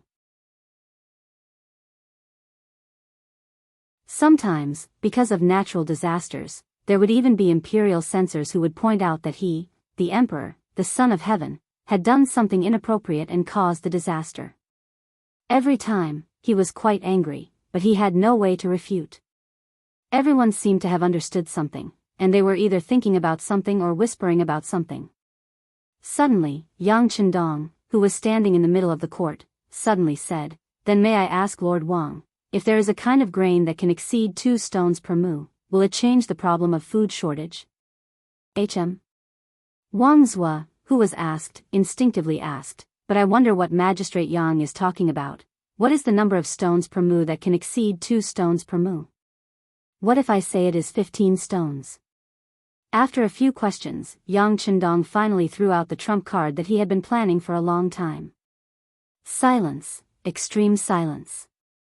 The court, which was originally bustling with noise, suddenly became so quiet that one could hear a pin drop. Everyone held their breath at this moment, and some even widened their eyes and mouths. Their mouths looked like they could stuff a light bulb in. Swoosh. After extreme silence, there was rapid movement. Wang Zhua, who was already in his 60s, suddenly became much more agile. He rushed in front of Yang Chendong in a big stride, and suddenly reached out his hands to grab Yang Chendong's hands with lightning speed. His eyes were filled with excitement as he asked, "Magistrate Yang, is what you said just now true?" At this moment, everyone's eyes were fixed on Yang Chendong, waiting for his answer. If this person dared to say that it was a joke, it was likely that many people's spittle would immediately splatter on his face. It might even be exaggerated to say that it could drown him. Yang Chendong felt that his vigilance was already very high, but he was still firmly grabbed by Wang Zhua. From this, it could be seen that the power of potential was really limitless. Seeing that Yang Chendong did not answer and was instead stuttering, Wang Zhua was afraid that he was joking. He urged anxiously, "What do you mean by this and that, Magistrate Yang? Hurry up and say it." Yang Chendong blushed. "Lord Wang, you're hurting my hand." It was Wang Zhua's turn to blush. He immediately loosened his grip, but his expression was still extremely nervous. "Hurry up and say it, is what you said just now true?" "Yes. But when I said 15 pickles per mu, it was referring to..." Before Yang Chendong could finish his sentence, one of the courtiers at the side said quickly, "It seems like this is an exception." "What a joke, how can there be such a high yield of grain in this world?" "That's not necessarily true. Even if it can occasionally reach the maximum yield of 15 pickles, it would usually be around 5 pickles. That's already very high." Some people spoke up for Yang Chendong. Yang Chendong, who was about to speak, suddenly stopped when he heard those words. Instead, he stood there and looked left and right, waiting for them to finish. "All of you, shut up." Wang Zhua could not stand it anymore. As the Minister of Revenue of a country, money and grain were the things that he dealt with the most. And grain was the foundation of a country. Without grain, the soldiers would not be able to eat. How could they win a war? Without grain, the commoners would not be able to eat and could only rebel. Without grain, the country would not be a country and its foundation would not be stable. However, there was only so much land in a country, and the number of commoners was increasing year by year. In order to solve this problem, Wang Zhua had thought of countless ways. But he had never found a solution. He had originally thought that this would be the only way in his lifetime and that this matter would be left to his descendants to solve. He had never thought that Yang Chendong would suddenly stand up and say that there was a grain yield of 15 pickles per mu. How could he not be overjoyed? This was a critical moment, and there were indeed other courtiers making sarcastic remarks. How could he not be angry? With Wang Zhua's rebuke, the restless courtiers instantly quieted down. It was clear that Wang Zhua still had a certain amount of prestige among the courtiers. Speaking of which, if they offended this person, he could casually make things difficult for them. When it came to asking for money, he would give them a little later or find an excuse to give them less. No one would be able to stand it. The crowd fell silent again. When Wang Zhuo looked at Yang Qindong, his eyes were filled with eagerness. Governor Yang, they have all shut up. Please continue. All right. Yang Qindong nodded. Then, a smile suddenly appeared on his face as he said, the 15 pickles per mu I mentioned refers to a year of great calamity. Even in a normal year, it can reach 20 pickles. If it is a good year, it is not strange to reach 25 pickles. Boom! At this moment, the court could no longer quiet down. Everyone looked at Yang Qindong as if they had not heard clearly. The sound of heavy breathing could be heard everywhere. Do you need me to repeat it? Yang Qindong seemed to be used to this sudden change in atmosphere and asked Wang Zhuo with a smile. Yes, yes. Wang Zhuo nodded his head rapidly like a chick pecking at rice. I said that 15 pickles per mu is the lowest yield. It can reach 20 pickles, or even 25 pickles is possible. Yang Qindong said with absolute certainty.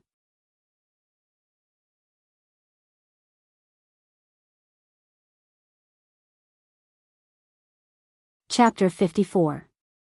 This time, everyone perked up their ears and listened carefully. After confirming that they did not hear wrongly, all the officials became excited. The Minister of Rights, Hu Shao, reacted even faster. With a plop, he knelt on the ground and wept in the direction of Yingzong. Congratulations, Your Majesty. With this item, our great Ming dynasty will no longer be plagued by hunger. Following this, the country will be prosperous and the people will be at peace. Congratulations, Your Majesty. Congratulations. In an instant, all the officials except for Yang Qindong knelt on the ground. There were even some who were crying and laughing, as if they had gone crazy. Yingzong, who was sitting on the dragon throne, finally understood what had happened. After being the emperor for so many years, he naturally knew the importance of food. Now that he heard that there was a solution, he was naturally overjoyed. When he looked at Yang Qindong, his face was filled with joy. He wasn't angry at all because Yang Qindong didn't kneel down. Instead, he asked in a friendly voice, "But I wonder where is the grain that my beloved Yang Qindong mentioned?" When the words were spoken, all the officials looked at each other. They were so happy that they had forgotten where this item was. If they said that it was on the sea, it would be difficult for them. After all, everyone knew that Yang Qindong had brought the 3 godly mirrors from the sea for the palace. There were even many officials who went to look at them. They could clearly see the reflection of their hair.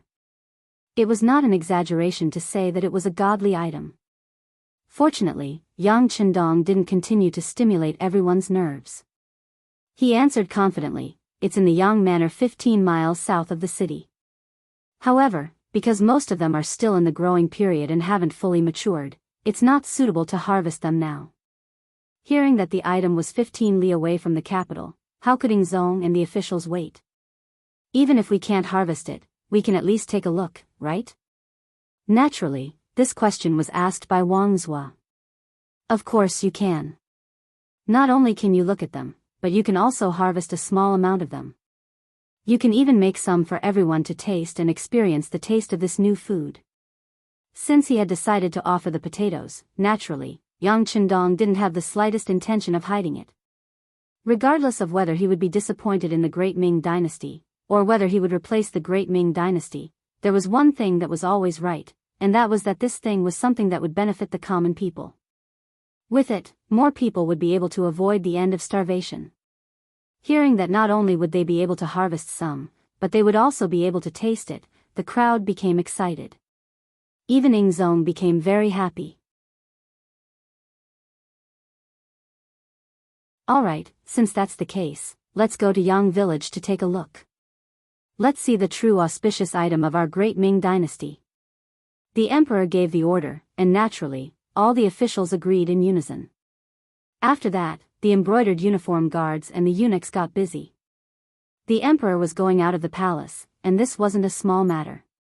The problem of the route and the responsibility of safety had to be clearly prepared. When Wang Zhuo and the other important officials knew the location, how could they wait any longer? They kept urging them, and even ignored Wang Zhen's winking at the side, reminding the officials to be calm. Ingzong was 20 years old, and he was also someone who couldn't sit still. Seeing that this kind of preparation was going to take a long time, he immediately waved his hand and said, "There's no need to make such a big fuss. Zhen will be with the officials, so how can there be any danger? Let the embroidered uniform guards and the Eastern Palace guards each arrange 500 people to protect Zhen." Even though it was just a small matter, they still mobilized 1,000 people. This made Yang Qindong speechless. However, the officials once again knelt on the ground and praised the emperor for being wise. Yang Qindong could see that no matter what the emperor did, as long as it wasn't cutting off the heads of the officials, it was a wise thing to say. It was no wonder that most of the emperors were fooled. Under this kind of situation where they were praised every day, there were probably not many people who could withstand it. The officials were anxious, and Ingzong was also very anxious. He just changed into a set of golden dragon robes, which was more convenient for walking, and followed everyone out of the palace. In a moment, the streets were cleared, and the people of the warden's office of the 5 cities also followed to maintain the order of the city. The group of people left the Forbidden City, passed through Qingtian Gate, Daming Gate, and Xingyang Gate, and reached the outer city. From Yongding Gate, they rushed to the Yangjie village. The large group of people was mighty, and the common people on the side of the road were very curious. What happened? Why did the emperor leave the palace? Beside the dragon carriage were civil and military officials. Everyone was in a hurry, and their footsteps were hurried, as if they were afraid that they wouldn't be able to keep up with the group. Could it be that something happened? Did the Walla attack us? The common people were still suspicious, but the group was moving faster and faster, until they disappeared from the capital, leaving behind a trail of dust, Yangjie village. According to the 6th young master's orders, Tiger's Mane had already made preparations, and several large pots were set up beside the manor. The cook, Yi Chioer, was so excited that her face was as red as an apple. Just now, Tiger's Mane had told her that she would be cooking for others today. It was just that these diners were not ordinary people, but were very likely to be the officials of the Great Ming dynasty. It was even possible that the emperor would appear. Heavens! This was cooking for the emperor. Wouldn't that make her an imperial chef? At this moment, Yi Chioer was very excited. The old steward, Yang Hai, brought Yang Ning out of the manor. From time to time, he would instruct his son. The 6th young master is a very capable person, the kind of great talent that only appears once every few hundred years. In the future, you must follow the 6th young master and do your best. Yang Neng was a simple and honest person, and in fact, he had a steady and honest personality. After listening to his father's instructions countless times, he still spoke as if it was the first time he had heard them. "Father, don't worry. Neng will definitely do my best to serve the 6th young master." "No, it's the young master. Neng didn't you see that Xiao Yin, Tiger's Mane, and even the cook, Yi Chioer, all call him the young master? Let me tell you, the Yang family will rely on the 6th young master in the future. Calling him the young master is not a bad thing, do you know? Even if others want to call him that, they don't have the qualifications." Yang Hai turned around and reprimanded his son. "But father, why do you still call him the 6th young master?" Yang Neng was confused. "Neng, Father is someone who follows the old master, and I'm old. I can't and don't have the energy to serve other masters. I can't change the way I call him the 6th young master, but you're different. Do you understand?" Yang Hai shook his head. If he were 20 years younger, why would he give the opportunity to follow Yang Qindong to someone else? Fortunately, Yang Neng was the son he was most satisfied with, so the benefits didn't flow out. In the end, the meat rotted in his family's pot. Oh. This time, Yang Ning didn't dare to refute. It wasn't that he didn't understand, but he still nodded to show that he understood. Just as the two of them were talking, dozens of riders came from afar. The leader of the riders was the Imperial Guard's town supervisor, Hu Zhangning. At that time, when he heard Yang Qindong say that there was an auspicious omen that could produce up to 10 to 20 dan of grain per mu, he was also shocked. Then he understood that this time, he benefited from it. In his happiness, he personally took the lead and wanted to come to Yang village to make arrangements. He didn't want to anger the emperor because the people in the village didn't know how to do things. That would be a big loss for a small gain. They're here. Yang Hai saw the imperial soldiers in flying suits rushing over from afar. He hurriedly said to his son, Yang Neng, open the village gate and inform the people in the village that the family is not allowed to go out. Yang Ning ran to inform the others, leaving Yang Hai, Tiger's Mane, and Beta Persei to meet Hu Zhangning and the others. Hu Zhangning didn't notice the others, but when he saw Beta Persei, his pupils contracted. Although it had been a long time, he still remembered how Renbachian dealt with his two subordinates. It was as easy as an adult beating a child. Whoosh! Hu Zhangning took the lead and dismounted from the horse. I am the Imperial Guard's town supervisor, Hu Zhangning. Who will answer me? I am Yang Village's steward, Yang Hai. Greetings, Your Excellency.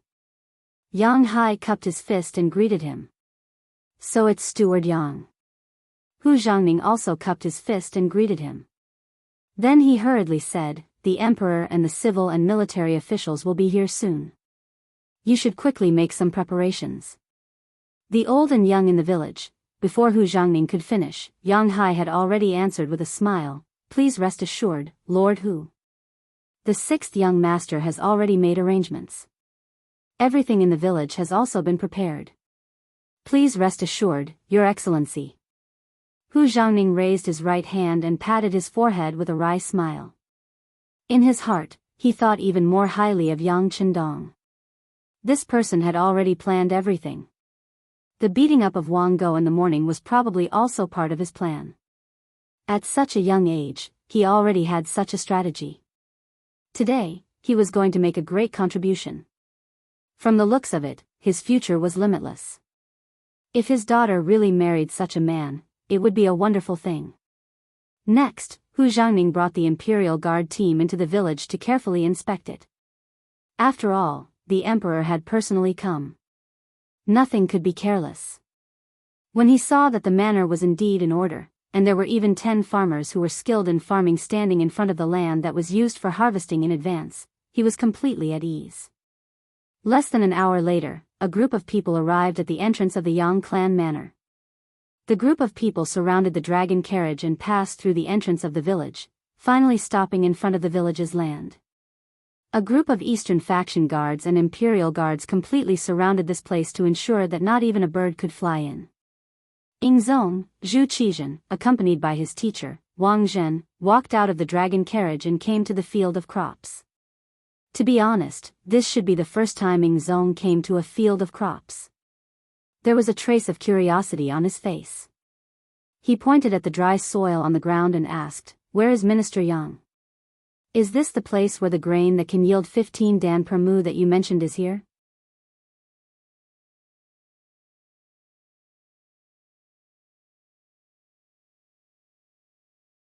Chapter 55. Replying to Your Majesty, that is correct. Yang Chendong forced his way through the crowd. There was nothing he could do about it.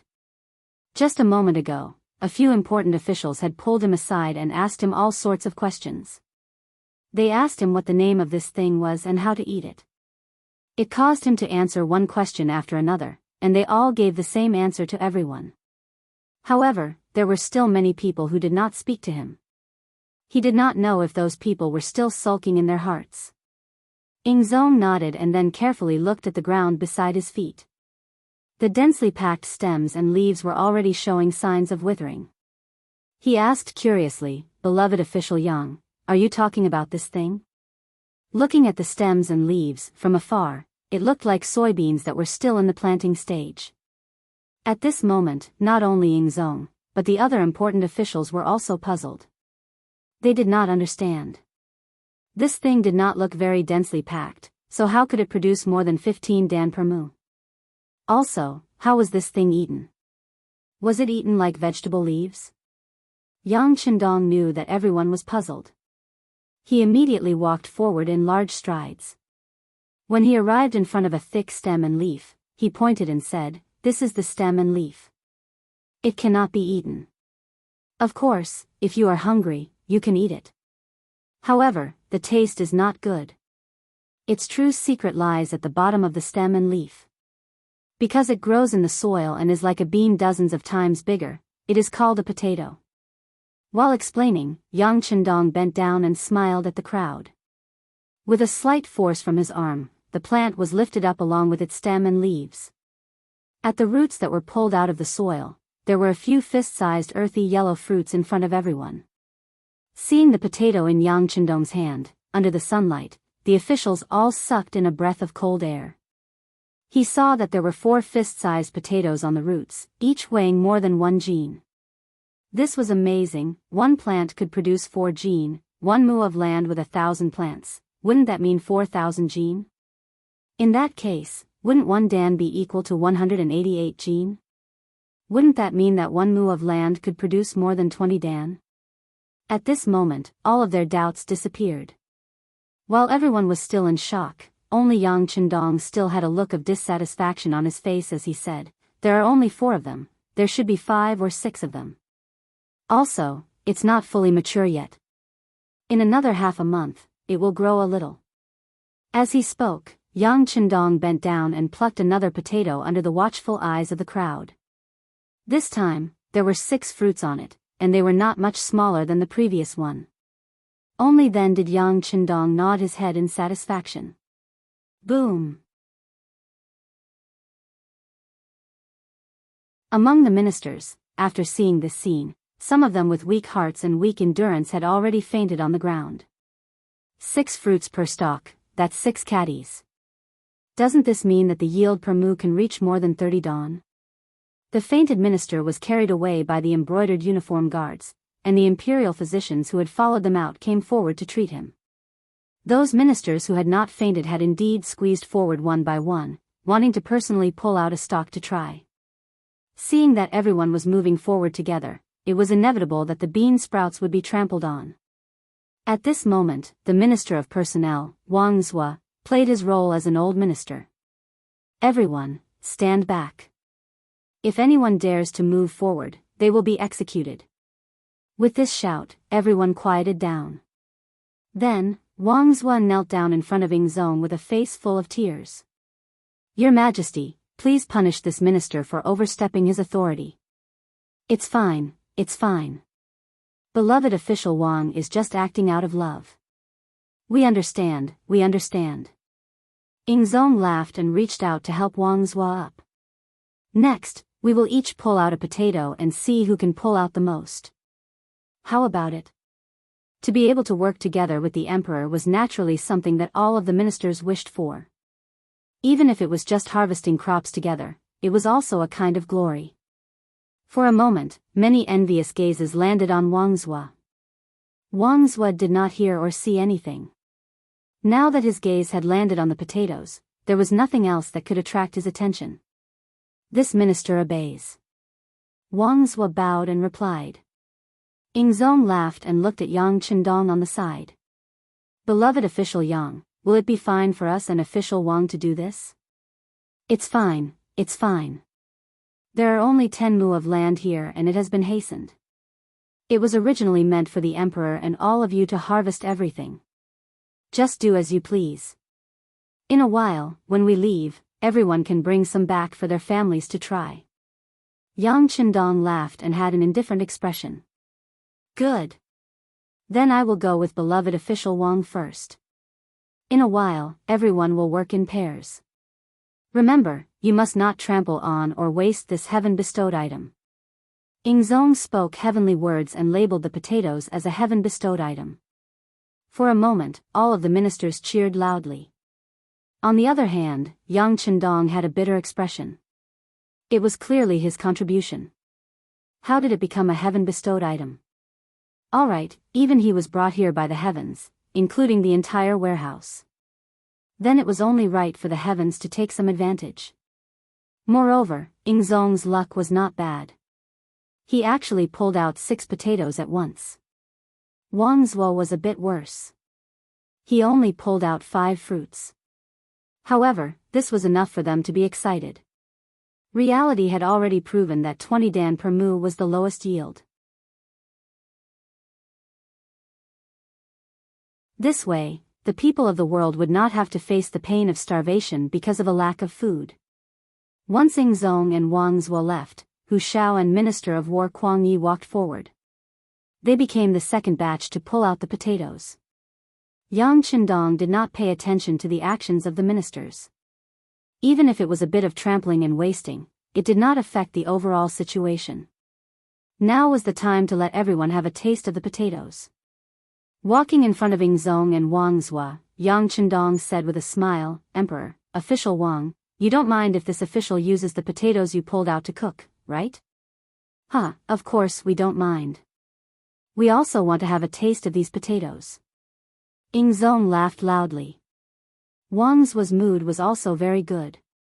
"All right, then I will bask in the emperor's light and also have a taste of these delicious potatoes. Also, I ask Governor Yang to take this and cook it as well." "Oh, I shouldn't call you Governor Yang anymore. For this great merit, the emperor will definitely reward you."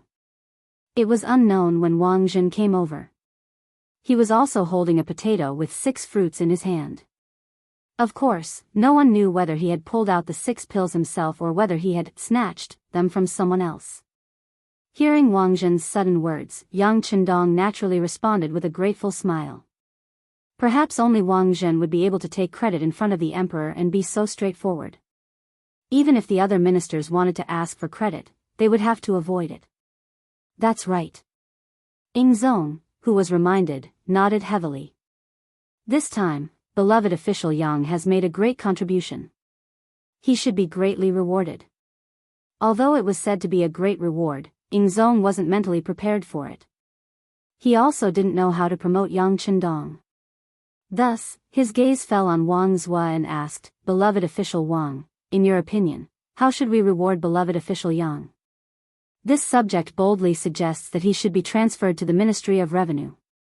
Wang Zhuo had a good impression of Yang Qindong. For him to be able to contribute such a good thing, it was enough to prove that he wasn't a selfish person. Of course, he wanted to promote him. First, he would transfer him to his own ministry. After that, he could make adjustments at any time. When he heard that he was going to be transferred to an actual position, Yang Qindong immediately shook his head and said, "Your Majesty, I don't dare to dare. This subject doesn't dare to be greedy. The appearance of the potato is because Your Majesty's benevolence in governing the country was moved by the heavens. Thus, this auspicious item was bestowed to Your Majesty. As for this subject, it was just a coincidence that I obtained this item. It really can't be considered a great merit. This subject is still young and still very playful. This is the first time I came to the capital and haven't seen the prosperity of this place. I still want to open a restaurant and enjoy the scenery of the world." Attributing the merit to the emperor was something that should be done. What was that saying? If you made a contribution, it was the good of the leader. If you did something wrong, then it was because you couldn't understand the intentions of the leader. It had nothing to do with the leader. Yang Qindong gave the merit to Zhu Qizhen. This was something that should be done. As long as he didn't lack benefits, it was fine.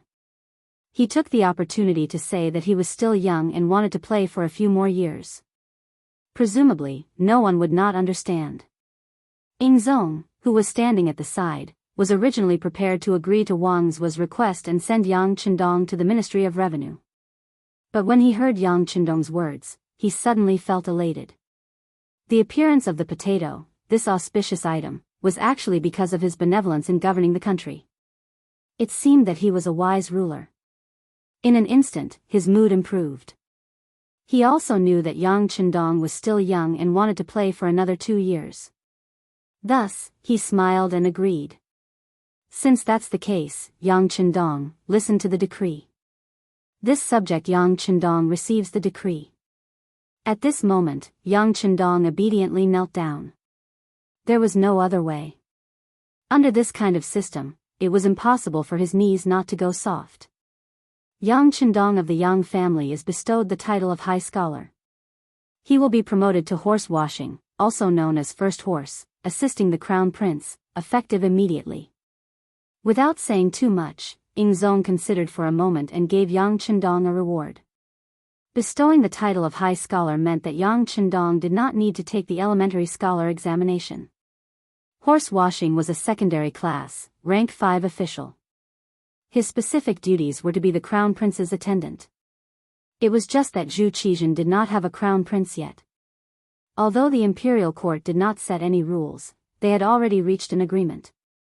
Only those who were rank 5 or above were allowed to do business. Ingzong made this decision in consideration of the fact that Yang Chendong would be opening a restaurant in the near future. He was paving the way for him. Being promoted from rank 9 to secondary class 5 was equivalent to being promoted by 7 ranks. In addition to the title of High Scholar, although it was still lacking compared to the contribution of the potato, it was not too far off. The most important thing was that Yang Chendong was still too young. He was only 18 years old, and there were many opportunities for him to be promoted in the future. From the looks of it, the rewards were quite generous. What Yang Chendong wanted was to be a rank 5 official. Only then would he be able to do things properly. As for the actual position, he had not thought about it. He also did not have the energy and time to do things for the imperial court. Now that he had gotten what he wanted, he immediately knelt down and thanked the emperor.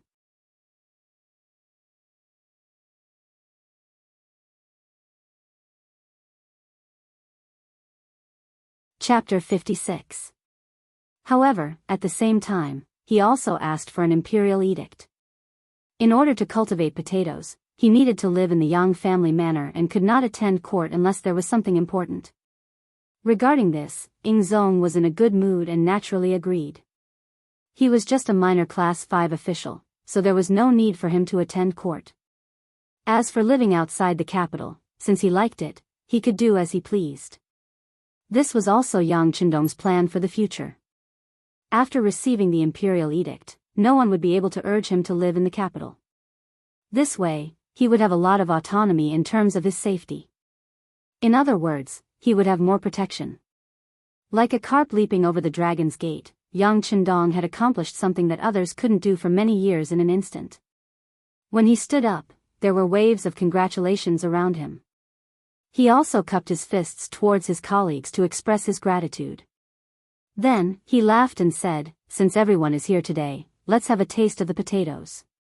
This official has already arranged for the kitchen maids to make many types of potatoes. Good. Everyone was very happy to have such a high yield of potatoes. This was a great thing that benefited the country and the people. Moreover, it had nothing to do with anyone's benefit. Naturally, everyone was happy. However, there were also some shrewd officials who were thinking about how to befriend Yang Chendong and then get more seeds to cultivate in their own manners. This way, they would not have to worry about using money to buy food in the future. The officials all had their own plans. Minister of Revenue Wang Zhua had already seen through them and proposed to the emperor that the seeds should be distributed reasonably. Otherwise, once these seeds were spread outside the country, the enemies would become stronger and threaten the safety of the great Ming dynasty. This was an experienced schemer. At the end of the Ming dynasty, the 8 great Jin merchants of Shaanxi had sent large amounts of military equipment and food to Liaodong to sell to the slaves Jian. This caused them to become stronger and stronger. In the end, the great Ming dynasty had to spend a large amount of military resources every year, causing the national treasury to be empty. They had no choice but to eat from the common people, causing the peasant uprising to become more and more powerful. This caused the great Ming dynasty to collapse internally, creating an opportunity for the slaves Jian to enter the Ming dynasty. Now that the potato production was so high, if the seeds were to be spread out, once Walla and the others got their hands on them, they would have enough food to recruit more soldiers. As a result, the bigger they became, the more of a threat they would pose to the great Ming dynasty. Although Ingzong was young and inexperienced, he knew the importance of potatoes. He looked at Wang Zhua and asked, "Does Minister Wang have any ideas?" "Your Majesty, there is no way to completely put an end to it. Just now, I asked Sir Horse Washing Poplar, and he said that the planting of potatoes is very convenient. You only need to wait for the potatoes to mature and sprout before planting them. Next year, you will be able to obtain a large number of fruits. Unless all the potatoes were kept to themselves, they would inevitably be taken by others. And such a good thing should be planted all over the country. Only when it's widely used can more people benefit. Wang Zhou shook his head. There was no such thing as guarding against thieves for 1,000 days in this world. Even if you wanted to guard against them, you had to be able to guard against them first. Initially, Zhang Xian thought that Wang Zhou had a good idea since he had said so much. But after listening for a while, it seemed that there was no solution. Zhang Xian's expression couldn't help but become ugly as he asked, since that's the case, what does Minister Wang mean? Wang Zhou hesitated for a moment. He knew that what he was going to say next might offend some people. But when he thought about the Great Ming's eternal prosperity, it seemed that he could only offend them. Thus, he said, Your Majesty, this subject wishes to ask you to issue a decree. Before any diplomatic mission leaves the border, they must be checked to see if they are carrying potatoes. Once they are found, all the envoys will be detained and arrested as spies. But if they are found to be smuggling potatoes out of the border, they will be heavily punished, and 9 generations of their families will be punished. When he said 9 generations of their families will be punished, Wang Zhou's heart skipped a beat. He knew that this was a bit too ruthless and the punishment was too heavy. But when he considered the impact that potatoes could bring, he still felt that this kind of punishment wasn't excessive. A person who didn't even care about the country could no longer be called a person. Thus, any punishment wouldn't be excessive. When Wang Zhou said this, he was shocked. When Ingzong heard this, his eyes suddenly widened. However, it only took an instant for him to recover. The Great Ming was the Great Ming of the Zhou family. If this country was destroyed, perhaps the officials could continue to be officials after defecting, but he would no longer be able to become the emperor. Thus, if potatoes were to spread, the one who would suffer the greatest loss would be him. What was there that he couldn't be heartless about? All right, we understand. After we return to the palace, write a decree and announce it to the world. Ingzong, Zhu Qizhen, decisively made a decision. Your Majesty is wise. After Wang Zhou finished reporting this matter, he immediately felt his body relax. At this moment it was as if more than half of the strength in his body had been sucked out. The potatoes and pork ribs are ready. Following Yang Chendong's shout, the fragrance from the big pot immediately spread out for 3 li. It attracted the hundreds of officials who had just finished harvesting the potatoes to gather around like gluttonous worms. Wash the pork ribs and potatoes and prepare them. Put the pork ribs into the pot and add cooking wine. Then, turn on the fire and cook them. Drain the cooked pork ribs and set them aside. Add oil and pepper into the pot and stir-fry the pork ribs. Then, add soy sauce and other seasoning. Then, pour the pork ribs into the pot and stir-fry the potatoes. Finally, remove the MSG from the pot. The hot and sour onion shredded potatoes are ready. Cut the potatoes and soak them in water. Peel the onions and wash them and cut them into shreds. Wash the green and red peppers and cut them into shreds. Pour oil into the wok and stir-fry the chives, ginger, garlic and dried chilies. Pour in the shredded potatoes and stir-fry them for a while. Add in some water and stir-fry the onions. Add in soy sauce, sugar and a suitable amount of salt and stir-fry them. Pour in some balsamic vinegar and stir-fry them evenly. Then, add in some sesame oil and stir-fry them. After the 2 potato dishes, 1 meat and 1 vegetable, were done, there were chopped pepper potato slices, fried potato strips, hot and sour shredded potatoes, eggplant stewed potatoes, braised potato chicken, rice potato cakes, spicy dry pot potato slices, honey, juicy, potatoes, scallion potato stir-fry, crispy fried potatoes, minced meat and so on. Steaming the whole potato could also satisfy one's hunger. For many people who tasted potatoes for the first time, they felt that it was a kind of delicacy. A single potato could be used to make nearly 20 different dishes. While everyone ate heartily, they also praised it loudly. In addition, the cooking skills of the kitchen maid, Yi Qiu'er, was not bad. Together with the MSG that Yang Qindong made, which was only available in Jianghu and had not spread to the capital, everyone ate until their mouths were full of oil. Even Ingzong ate 2 bowls of rice and a steamed potato with the dishes. If it wasn't for Wang Zhen, who was serving beside him, reminding him, he might have eaten another bowl. After eating so much, Ingzong said with a joyful expression, "We are looking forward to when beloved official Yang's restaurant will be open for business." Replying, "Your Majesty, it will be open soon. It should be open within a month. When that time comes, Your Majesty can come and give us your opinion if you have time." Yang Qindong chuckled. He did not fight with the other officials to eat the potatoes. To him, this thing had been eaten for decades and had long lost its freshness. Thus, he had been playing the role of a waiter. When he saw an empty plate on the outdoor table, he would order someone to serve it. He was extremely busy. His reply to Ingzong was not perfunctory.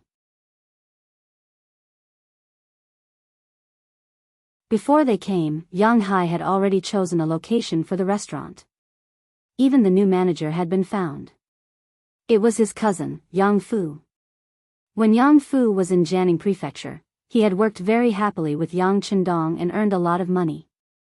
Seeing that the 6th young master was about to go to the capital, he was also tempted and wanted to discuss it with him. Yang Qindong was just thinking about who would be the most suitable person to manage the restaurant. When he saw Yang Fu jump out, he immediately agreed and hired Yang Fu to manage the restaurant with 10% of the shares. Yang Fu knew that the capital was not like Jianghu. The human relations there were complicated and it was not something that a merchant like him could understand. With the banner of 6th cousin, it would be much easier to do some things. Furthermore, 10% of the shares was not a small amount. He immediately accepted the agreement and brought Yang Qindong's blueprint to the capital. Only after coming to the capital and seeing those blueprints did Yang Fu realize just how extravagant his 6th cousin was. Just the initial investment had reached 50,000 taels, and just the renovation alone had cost him another 100,000 taels. Just what was he planning to build? Was he going to build a small palace? Of course, Yang Fu did not understand. Only when the required items were brought into the restaurant did he realize how ignorant he was before. Only now did he know how much his 10% share was worth. As the saying went, there was no harm if there was no comparison. At this moment, he realized that the Four Seas restaurant in Jianghu Prefecture was as simple as a child playing house. Putting aside the restaurant, Ingzong heard Yang Qindong's invitation. Thinking about how the other party had made such a great contribution, he should satisfy this small request. He immediately nodded and said, "All right, if there is time, we will go and take a look." With just this sentence, the other officials naturally understood what was going on. In the future, if they wanted to find trouble with anyone, they shouldn't go looking for trouble with the Yang clan restaurant. If they didn't handle it well, they might end up offending the emperor. Yang Qindong was still busy. He even called for everyone to bring back some of the potatoes they had dug up so that they could let their families have a taste. This was naturally met with cheers from the officials. Ingzong finished eating first and prepared to return. He called for Yang Qindong and said, "Beloved official Yang, I will leave a group of embroidered uniform guards in the eastern depot here to help you guard the potatoes that have not been harvested yet." "Thank you, Your Majesty." Yang Qindong naturally knew that since the potatoes had been exposed, it was no longer his problem alone. As such, he had already mentally prepared himself for this. Very good.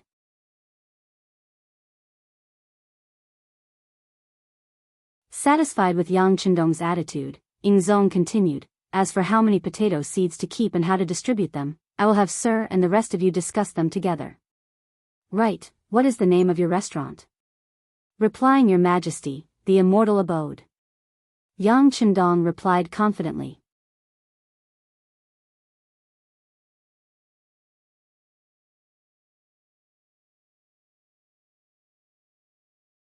Chapter 57. Immortal Abode. What a good name. Ha ha ha.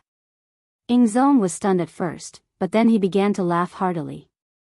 Very good.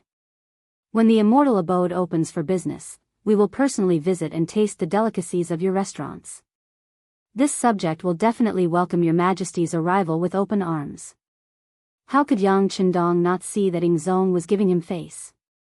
Ingzong had only said that he had time, but now that he had confirmed it, his attitude had changed. He immediately knelt on the ground again and shouted, "Long live your Majesty." The other officials also saw this scene clearly. They couldn't help but look at Yang Qindong with envy. This person was only 18, right? Back then, they were still studying when they were at this age. Some of them didn't even pass the Shiozai examination. However, the other party was already a secondary grade 5 official and even received the favor of the emperor. It was really infuriating to compare oneself with others. Ingzong left the Yang clan manor under the protection of a group of guards. However, the other officials didn't leave. Some of them still hadn't eaten their fill, while others were waiting. They were waiting for Yang Qindong to fulfill his promise and bring back a few extra potatoes to share with their families. Since he had already promised, Yang Qindong naturally kept his word. He arranged for Tiger's Mane, Yang Hai, Yang Neng, and the others to gather the potatoes first, then distribute them according to their rank. Every official received at least 5 kilograms, and if that wasn't enough, they could just scavenge more. At the very least, he still had the final say on how to distribute the potatoes. Moreover, this kind of opportunity to make friends with the officials was rare. How could Yang Qindong give it up so easily? Because of Yang Qindong's magnanimity, the officials all returned satisfied. Even the Minister of Revenue, Wang Zhua, who had always been known as a miser, was all smiles. Before leaving, he said to Yang Qindong, "Yang Shima, you have to take good care of those potatoes. Also, my Ministry of Revenue's plantation needs 10,000 mu of potato seeds. This cannot be discounted." Don't worry. Yang Qindong patted his chest and promised. Potatoes were still a rare commodity in the Great Ming Dynasty, and they had already been planted in the surrounding areas of Crimson City. Once they ran out of seeds, they could just plant them from there. Furthermore, there were still bags of potatoes piled up like mountains in the big warehouse. If there was a need, they could be taken out immediately. The biggest advantage of the big warehouse was that everything placed there was very fresh. There was no expiration date at all. This allowed Yang Qindong to use the things there without worry. As long as he didn't take them out, they would be as good as new. With Yang Qindong's guarantee, Wang Zhua left satisfied.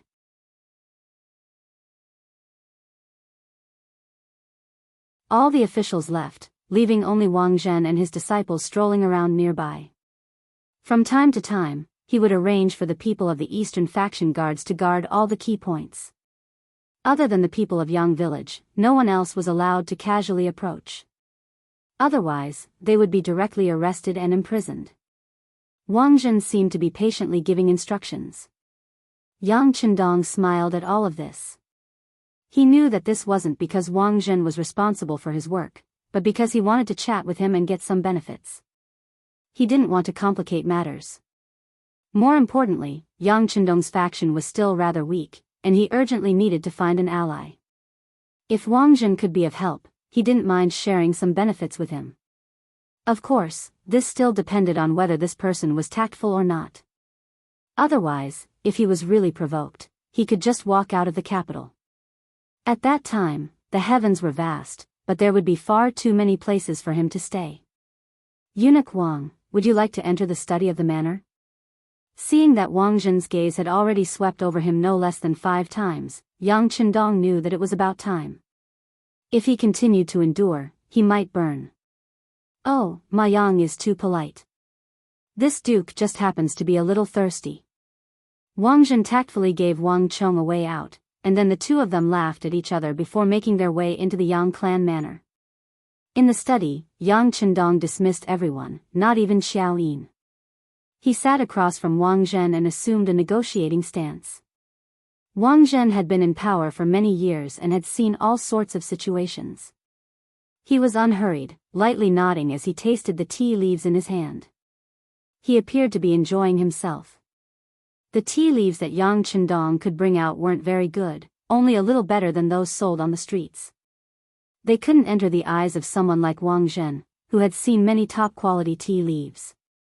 But sometimes, what was important in tasting tea was not the tea, but the mood and atmosphere. It was clear that this person was enjoying the atmosphere, so he naturally ignored the quality of the tea leaves.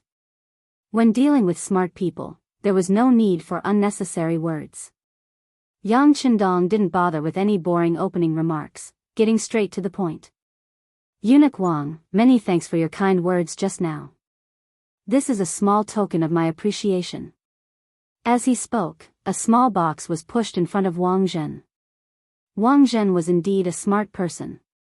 He didn't even ask what it was. He reached out and opened it. Inside was a contract for 10% of the Immortal Abode's shares.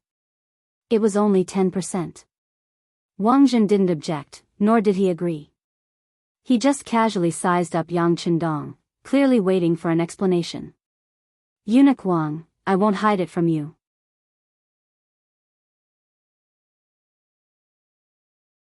The Immortal Abode's total investment is estimated to be no less than 300,000 taels, perhaps even more. Wang Zhen, who had always been calm and collected, was startled by his first sentence. His twitching eyebrows had already proven everything. It was just a restaurant. How could there be such a large investment? Wang Zhen clearly didn't believe it. However, he also knew that Yang Chendong was a smart person. He wouldn't lie to him about something like this. He could send people to investigate at any time. Was Yang Chendong a smart person? At the very least, today's events had proven that the other party was very smart. But he had still mentioned the number of people. Didn't that mean that there really was such a large investment? As Wang Zhen's expression changed again and again, Yang Chendong bitterly smiled and shook his head. There are some things that even if I don't say, Eunuch Wang will be able to find out. So, allow me to make some moves first. The Immortal Abode is located on the busiest street between the Xingyang Gate and the Great Ming Gate. Not only that, but I've also had people buy up the entire street, which has more than doubled in size. Just the main hall alone can accommodate more than 1,000 people eating together. Just the investment and purchase of the land alone cost quite a bit. I don't know how many days it will take to earn it back. Regarding this point, Wang Zhen expressed his agreement. As the Great Ming dynasty grew stronger and stronger, the direct result was that the price of land in the capital had skyrocketed. It was truly a yearly increase in price. This was also because the location was chosen to be between the outer city and the inner city. If it was all in the inner city, then just the investment of this piece of land, and such a large scale, would probably cost at least 100,000 taels of silver. Seeing Wang Zhen lightly nod, Yang Chendong smiled and continued, just now, I was talking about the dining hall on the first floor that can accommodate 1,000 people at once. There are no less than 50 private rooms around it. There were even 100 private rooms and rooms upstairs. Just the renovation alone would cost at least 100,000 taels of silver. Oh, that's right, I forgot to tell Eunuch Wang that the renovation this time is different from the past. I've used transparent glass and new furniture from outside. These things are very expensive, and just transporting them will cost a lot. Transparent glass? Wang Zhen couldn't help but ask in shock. The image of a mirror flashed through his mind, and he excitedly asked, is Yang Shima talking about a mirror? No. Yang Chendong shook his head. Mirrors can reflect images and clearly reflect people. Glass is transparent and doesn't have the function of a mirror. However, it does have the function of isolation and allows people to see clearly without hindrance.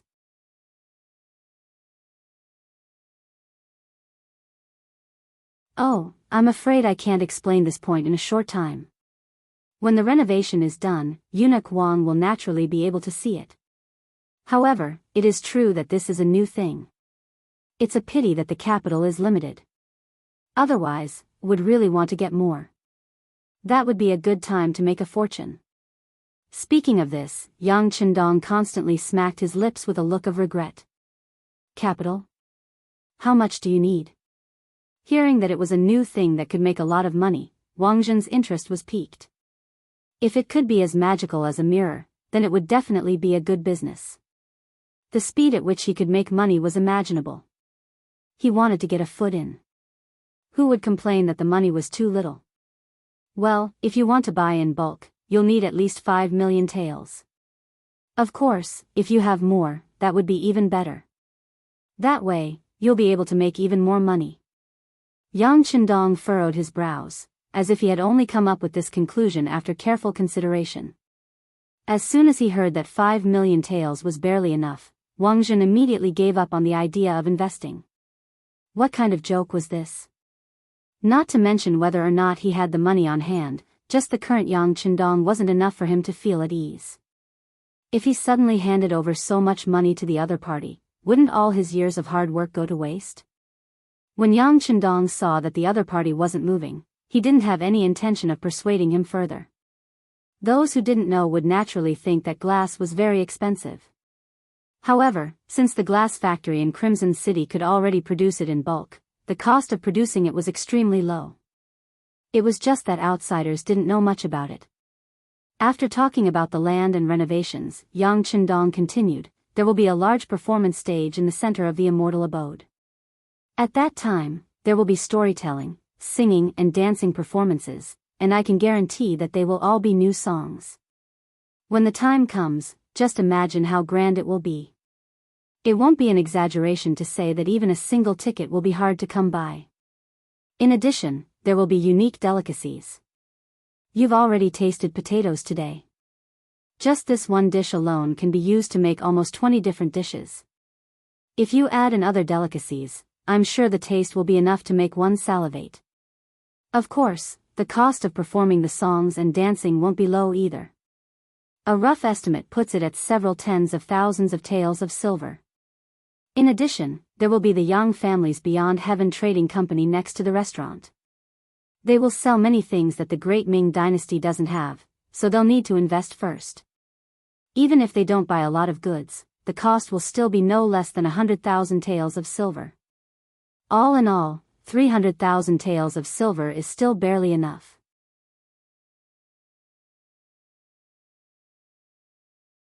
Furthermore, Eunuch Wang doesn't need to take out anything. You're tuning into the Biyao's Wuxia Chronicles YouTube channel. Don't forget to subscribe and join us on this journey to catch the most captivating stories.